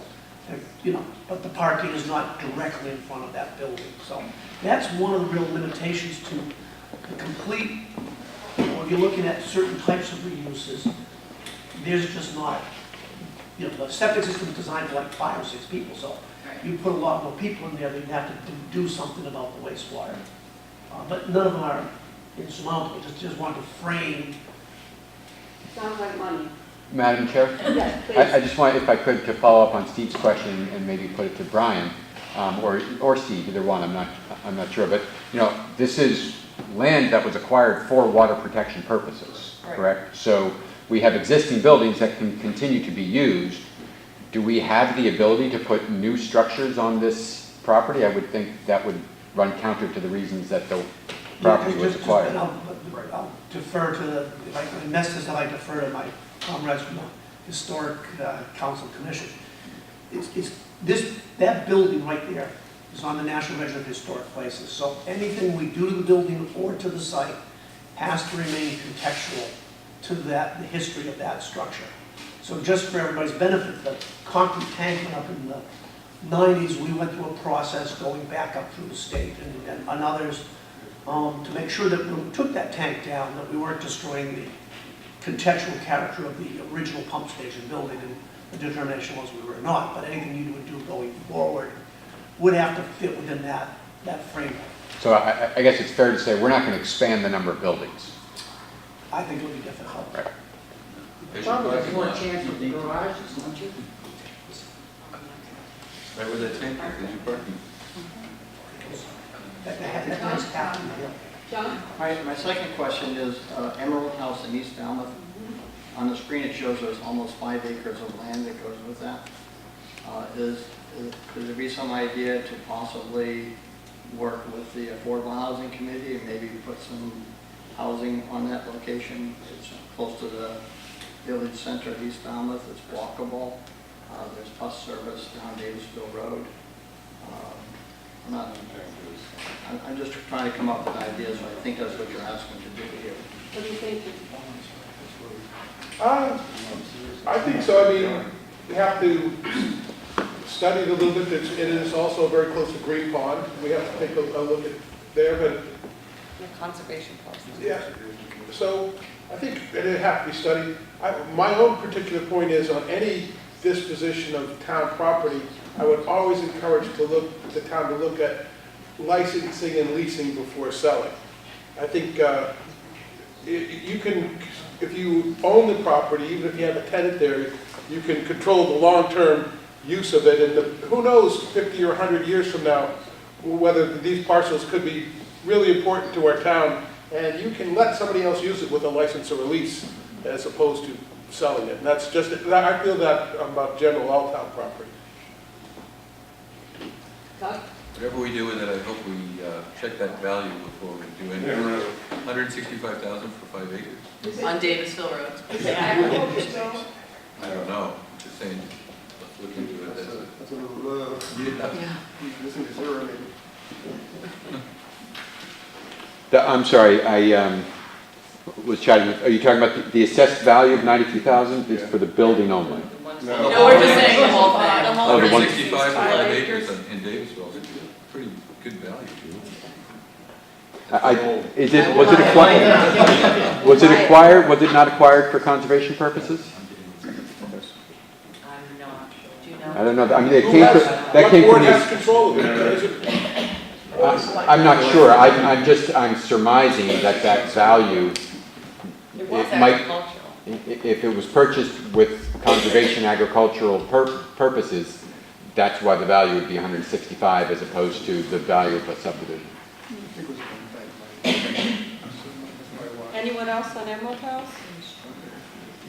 No, but I would, if, just, going forward, if we think about, not to add, even more public meetings than we've all said we're gonna do today, but, I think all of this discussion is really ripe for, hearing some public input. I think there have been some great, possibilities here today, but just even opening it up for that greater input from the public, about, how they see some of these buildings being utilized or thoughts about it, because, people I think have a really, a long institutional memory about other options that were put out here for some of these spaces at different points in time that it might be nice to revisit, or new suggestions. So I think going forward to have that conversation, really will be key, because there's a lot on the table here for possible reuse or sale of some of those properties to benefit the town. And I think balanced with, kind of updating the, town hall use needs. I think, those are the two things going forward we've got to look at. Talking about potential housing on that, but if it was bought for conservation, that would probably just put the kibosh on that. But if it were not, there's a contest going on now for the tiny houses, and some of them are very attractive and some can have expandability. And a number of years ago, again, with the comprehensive plan, we were talking about the housing issue and how some courtyard living where you could have a main building that would eliminate the need for extra bedrooms in houses, larger living rooms, all of that sort of thing. You'd have a kitchen, you'd have a couple of bedrooms that the courtyard residents could sign up for. It would seem to me that that would be a perfect place with almost 5 acres to put such a concept. Because when I think about where could this be in town, it can't. But that would help the elderly who want smaller quarters. It would encourage small families who don't necessarily have the finances, and you'd have this whole play of the community in something like that in a courtyard concept. It's a bit of a stretch to include it in it, but one of the ideas, excuse me, that I've been trying to bring forward, kind of similar to Davis Straits, I think our next reset could be East Falmouth. We've kind of ignored that village over time. We've sold off public buildings, schools, fire stations over the years have been sold and changed. I think we might want to get the Cape Cod Commission involved in looking at a holistic view of the whole village and stretch it all the way to the school and the Emerald House and look at it from a bigger picture and ask for input and see what we can come up with before making a small decision on it. I really believe that I grew up in East Falmouth. I went to East Falmouth Elementary School. I'd like to see it become as quaint and beautiful a village as all our other villages, and that's one of my next goals. I got to get through Davis Straits, but just want to lay that out there as a vision we've talked about on planning. Absolutely. Does anyone have any thoughts about buildings we haven't put up for consideration? Any other adaptive reuse concepts or how the town could benefit from that? Are you going to talk about Lawrence Academy next? Please. Well, just one point when we go to the side, it had 1920 as a date. That building, I think, goes back to like 1840, the original building. That's another one of those very old gems in town. And I don't know that it's well maintained now, and I know that the chamber has a lease on it. And I don't know what the rent is. Is the town maximizing the value of that building? with its lease. I think that's what we might Well, it was recently remodeled. consider. They did some work on the outside of deteriorating the steeple. Well, there's all new, yeah, that was just a minor repair, but several years ago, they put all new windows in and new siding, and the interior was completely renovated, so it's in great shape. It had to be a long time ago. It wasn't- Madam Chair? Part of the lease on that building is that any work done to that building has to be approved by the historical commission. And I've been on 10 years and I haven't ever seen any. Okay, well, I mean, it was probably more than 10 years, but it wasn't really that long. I bid on the job, I didn't actually get the job. The sheriff's department had the guys come in and change the windows and the siding, and Mike Duffin, he got the contract to do the inside. So it's been quite That's fine, but overhauled. I just, I wonder if, I don't know what the terms of the lease are. You might want to ask the town manager for a review of that, so you can have that information. Sam? Yeah, there's a back upstairs meeting room that actually was renovated and the CPC funds were used because there was a fireplace that was maintained some historic features that were actually restored. So there's been money invested. Maybe perhaps you haven't seen that piece, but I know I've been to a number of meetings in that room. It's not well known in town. It's sort of under the management of the Chamber of Commerce, but money has been invested in that building. Any more on the adaptive reuse topic? Can we now move to the pool rules? Hi, Diana Malloy, and my other members that are here today. Emily Olmsted is one of our newest members on the board, and Steve Rafford, you know, and Kevin Kruger over there. Kevin and Emily are our newest members. Steve's one of our veteran members, and unfortunately John Wadbury couldn't make it today. But we have been inspecting pools all along. Any of the semi-public pools that are out there. Our agent or assistant agent is inspecting on an annual basis. So we've done a lot of work in the last year or so looking at the fencing and ensuring that every pool has the fencing based on the regulation that is at the state level. And that's to be able to see over the top in the respect and the slats only so wide, etc. So we've done a lot of work with a lot of the local hotels that needed to do some work to make sure that they met the regulation. There was a tragic event in August and at one of the pools in the campgrounds.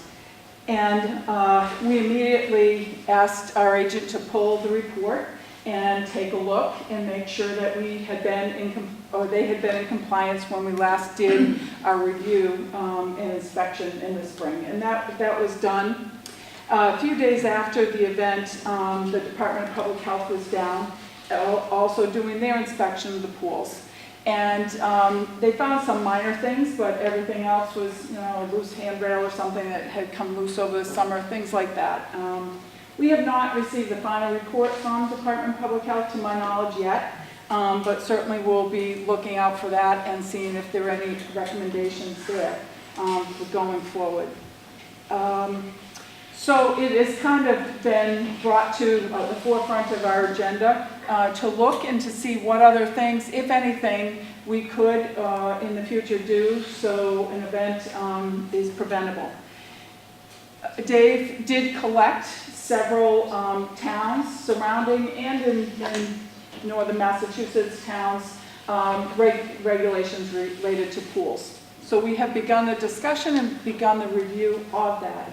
What we decided we'd try first, because we certainly need to have some public input and the pool owners, if you will. We're talking everything from condos to hotel-related pools. So trying to get some input as to what we should do moving forward and seeing if we can tighten up those rules for our local community. This coming Monday night, we have our meeting. It is on the agenda. We've been reviewing the literature that Dave provided for us, and we'll getting some input from the members, as well as we invited the fire chief and police chief representatives, if you will, to the meeting to try to give their input on as far as their being first responders to any pool-related incidents.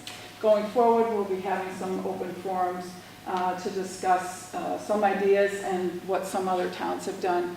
One of the most controversial that we found in the literature is lifeguards required at the pools. So there was a lot of controversy, and I think it was Barnstable spent months trying to figure this out as far as going forward. Lifeguards might not, be readily available to be hired, is one of the challenges that they faced, as well as the cost for some of the, say, a condo association that's not used to having people on site. So there's a lot of discussion, and certainly we welcome any input as we go forward with that and seeing what we can do, if anything, again, that would make such tragedies preventable going forward. So just a quick question on the scope of the review. So this would include, for example, B&Bs, because I know B&Bs are inspected, you have to have self-closing, locks on the gate and that kind of thing, but not private homes or private pools. Not Is that private right? pools at this point in time. We're discussing semi-public and public pools. But the condo associations, if you will, that's the one that comes to me as the least business-oriented, if you will. And those are included in semi-public pools from the state level. The state is also looking and has a draft of some changes on their regulations too, and we'll be looking to review those as well to see what they've got coming up going forward. And there are a couple of elements to consider. Lifeguard is one of them, but also there is requirement that certified pool operators are required to take a course where chemicals are tested at a particular interval, and there needs to be a record of every test, and that really has a safety consideration when you're talking about larger pools and murky water. For example, because sometimes you can't always see well enough so that you can grab someone quickly enough to have it be a successful life-saving. Any thoughts? Just to that, I would say to that, Go ahead. we're back to this, there are state regulations already in place. Yeah. And they have to do with the circulatory rate for the size of the pool, maintain those chemical records, et cetera, et cetera. And staff has been very good and diligent. They sat on the board and had them come in because they found that somebody's circulation rate was a little under or not as good as it had been, and get people to change pumps out or do whatever. That side of it is pretty well covered and pretty well monitored already. The area that the state regulations don't sort of extend too far into, with that other communities have wrestled with, and we're kind of going down the list is, I characterize the first step is making sure that anybody using the pool has been properly informed as to what's going on. I mean, the state says, you have to put a sign that says no lifeguard on duty. However, if you've got a location where people are coming and going, should they, when they sign in, be informed, not to trust that they read the sign there, but, you know, these are the pool rules, these are what's going on, this is your responsibility. You know, you can't be under a certain age unless you're accompanied. There's a lot of rules at the state level about fencing to prevent a toddler or a young child from wandering into a pool and falling in. Interestingly, there's not a lot at the state level about what constitutes how you get into the pool. So a number of communities have looked at putting in either a swipe card or a locking gate or some other, maybe video monitoring if it's not over a certain size that can be monitored. So we're looking at those type of additional modifications. And then at other communities they've looked at, if somebody's going to use the pool for hosting an event where there's going to be a number of small children there, not just your own child that you have your eye on, but say 10, 15 kids are going to come for the birthday party. Should there be an obligation for who's ever hosting that party to, A, have somebody that's qualified, as you say, whether they're a lifeguard or a CPR trained or whatever they are person, and should they be notifying the first responders, hey, I just happen to be at this association, I'm going to have a pile of kids at this party, just want to let you know. So that everybody's got the early warning. So it's that sort of additional level of caution, warning, and protection that we're taking a hard look at and deciding what we want to do in terms of, much like we've added some additional regulations for septic systems, or the Conservation Commission has added some additional rules for conservation beyond the state regulations, what should we do? And I think there's a precedent through several other communities, both on the Cape and around us, for some additional precautionary advice and preparedness that we're going to take a hard look at. So for the owners, oh, I'm sorry, well, I'm just thinking that, it's really a good thing, because when you look at it from the legal perspective, there certainly the loss of life, just is the most, incredibly devastating event. But in terms of liability, those things I think all help the business owner in terms of, of authorization and having, some kind of control and responsibility in terms of the pool use. So although they come at a business expense to implement all of those, regulated requirements, I think there is an upside for the businesses, and it would be money well spent. And again, I think going through some of the literature, the towns struggled with various aspects of it, whether or not to have a staff member with CPR on the premises at all times, the pool is open. I mean, you say, okay, well, at a condo association, for example, they don't have any staff on site necessarily. So I think that's the discussion that we want to initiate. The keys, the locks, pool hours, specific things like that.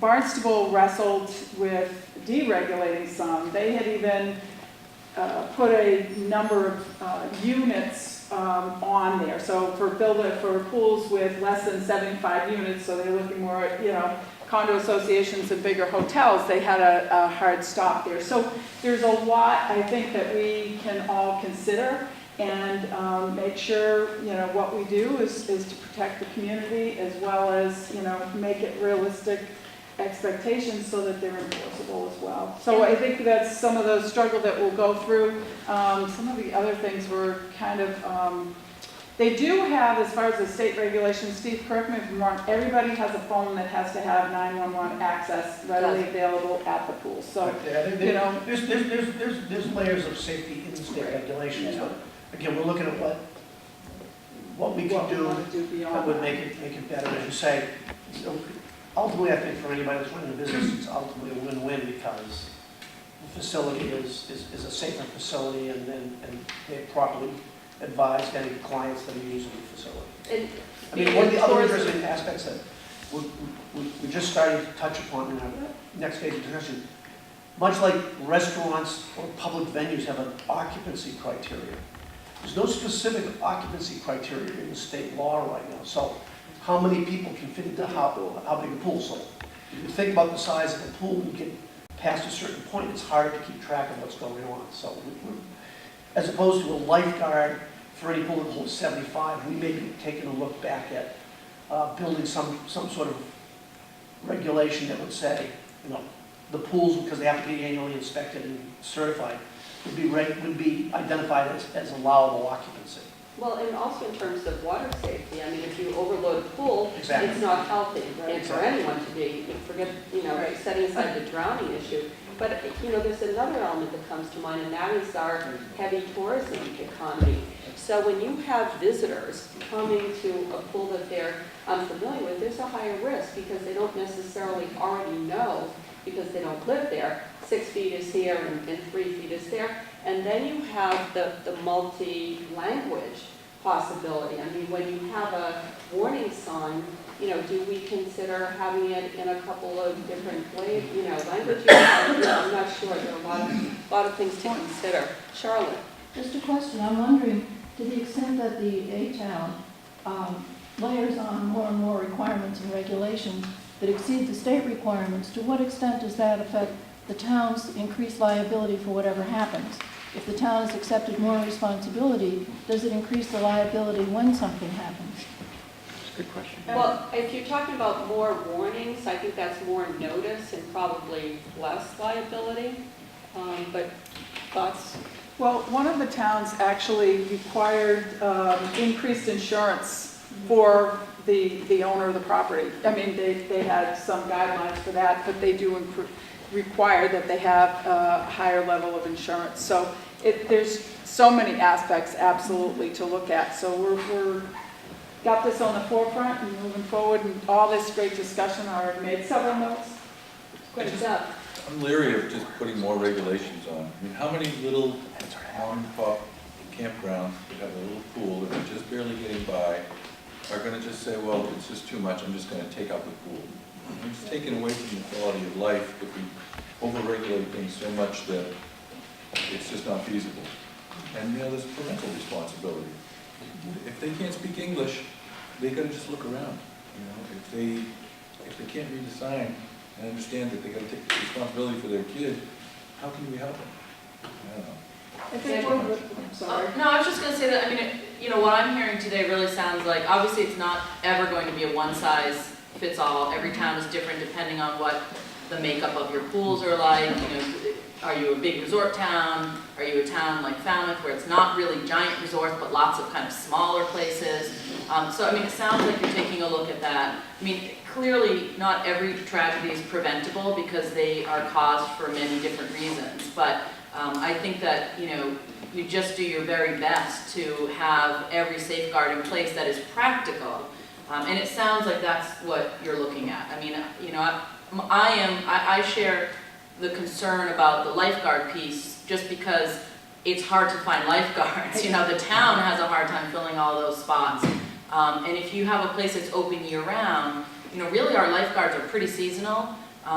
I was a lifeguard for many years, and I worked at the Seacrest. I was one of the few people who was, in high school there year-round, but they always had a hard time because, in that off-season, you don't have enough people. So I think, I'm hearing that practical consideration for the labor issues that we face, the financial burdens are there, and really, it sounds like unfortunately, this event is helping us to just take a look and see if there's, 2 or 3 other pieces we can put in place just to make, if you prevent it one time, it's completely worth it if you're talking about some pretty simple fixes.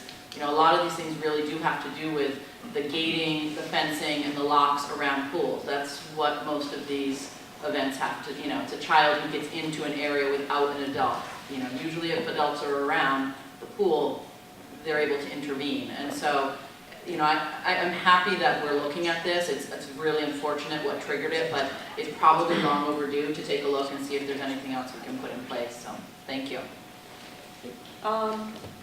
Just in terms of other business, I think that takeaway here, if on your boards you could perhaps put together your next steps. I mean, as we heard from planning, we've got to move on a lot of these initiatives. I mean, municipal work is always, kind of plotting and takes a lot of planning and a lot of integration and coordination. So I think that one of the things I'm thinking is we really have to bring, at least Towson and probably some other folks into this particular discussion.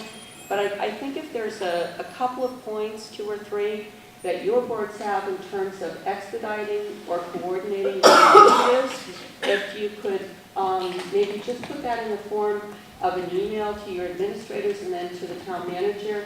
We really want to keep this conversation going and actually get some more progress on these initiatives, just like Coastal Action Committee, the operative word being action.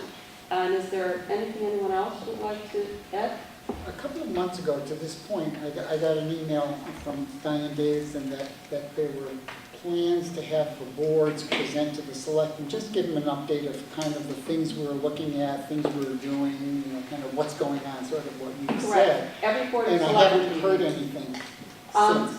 So is it still on? Give Diane a date, and you will do everything possible to get you on your requested date. Since I've been chair, probably every single meeting, but maybe one, we have had presentation by a board or a committee. So our goal is to just make sure that everyone, and the agenda, it's 15 minutes of whatever is important to your committee and whatever you think the selectmen should be aware of in terms of moving ahead. Because, I'm sure my fellow members will pipe up here. But one of the things is we really, in our hearts and minds, we want to move ahead and be as supportive as we possibly can to the work that you're doing as volunteers, coming in here on a Saturday for 3 hours. Huge kudos, and for everyone who's watching on FCTV that has interest in what the boards are doing, that's so appreciative. But we really need help in terms of implementation. So, and that's, we feel, you're our experts, so the presentations are happening every month. It's just a matter of forwarding the request and then you can, figure out the agenda about 15 minutes. Is there anything I should add? Just to that point, before Doug makes point, that we are hearing from Solid Waste Advisory this week, and the presentations have all been very thorough, and I think really, a lot of information.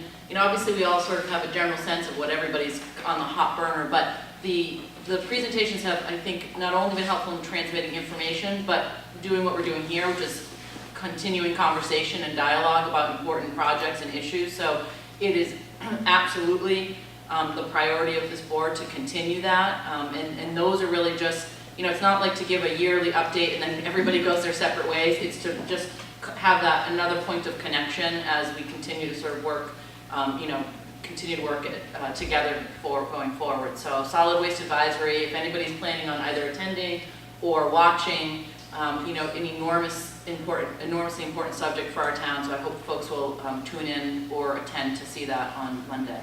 And just an idea for future consideration under other business, and I know we can't really discuss it here today, but I was wondering if I had this concept of, if some neighborhoods have neighborhood covenants, which cover the whole neighborhood.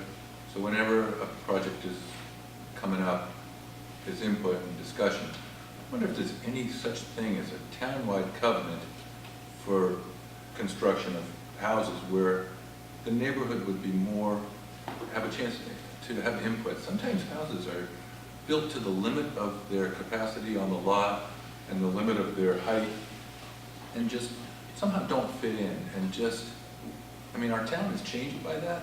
There's no mechanism, and it might be a crazy idea, but I'd like everyone to just consider for the future if there's any possibility of putting some kind of control in place for neighborhood input when these sometimes inappropriate structures are proposed in areas that are otherwise very attractive. Well, under other business. Well, I guess we can't discuss it. Well, it's other business, and it's... Well, that's design review, and planning board does it for buildings over 1,000 square feet and 5 parking spaces. We'd be meeting 3 nights a week to cover design review on residential.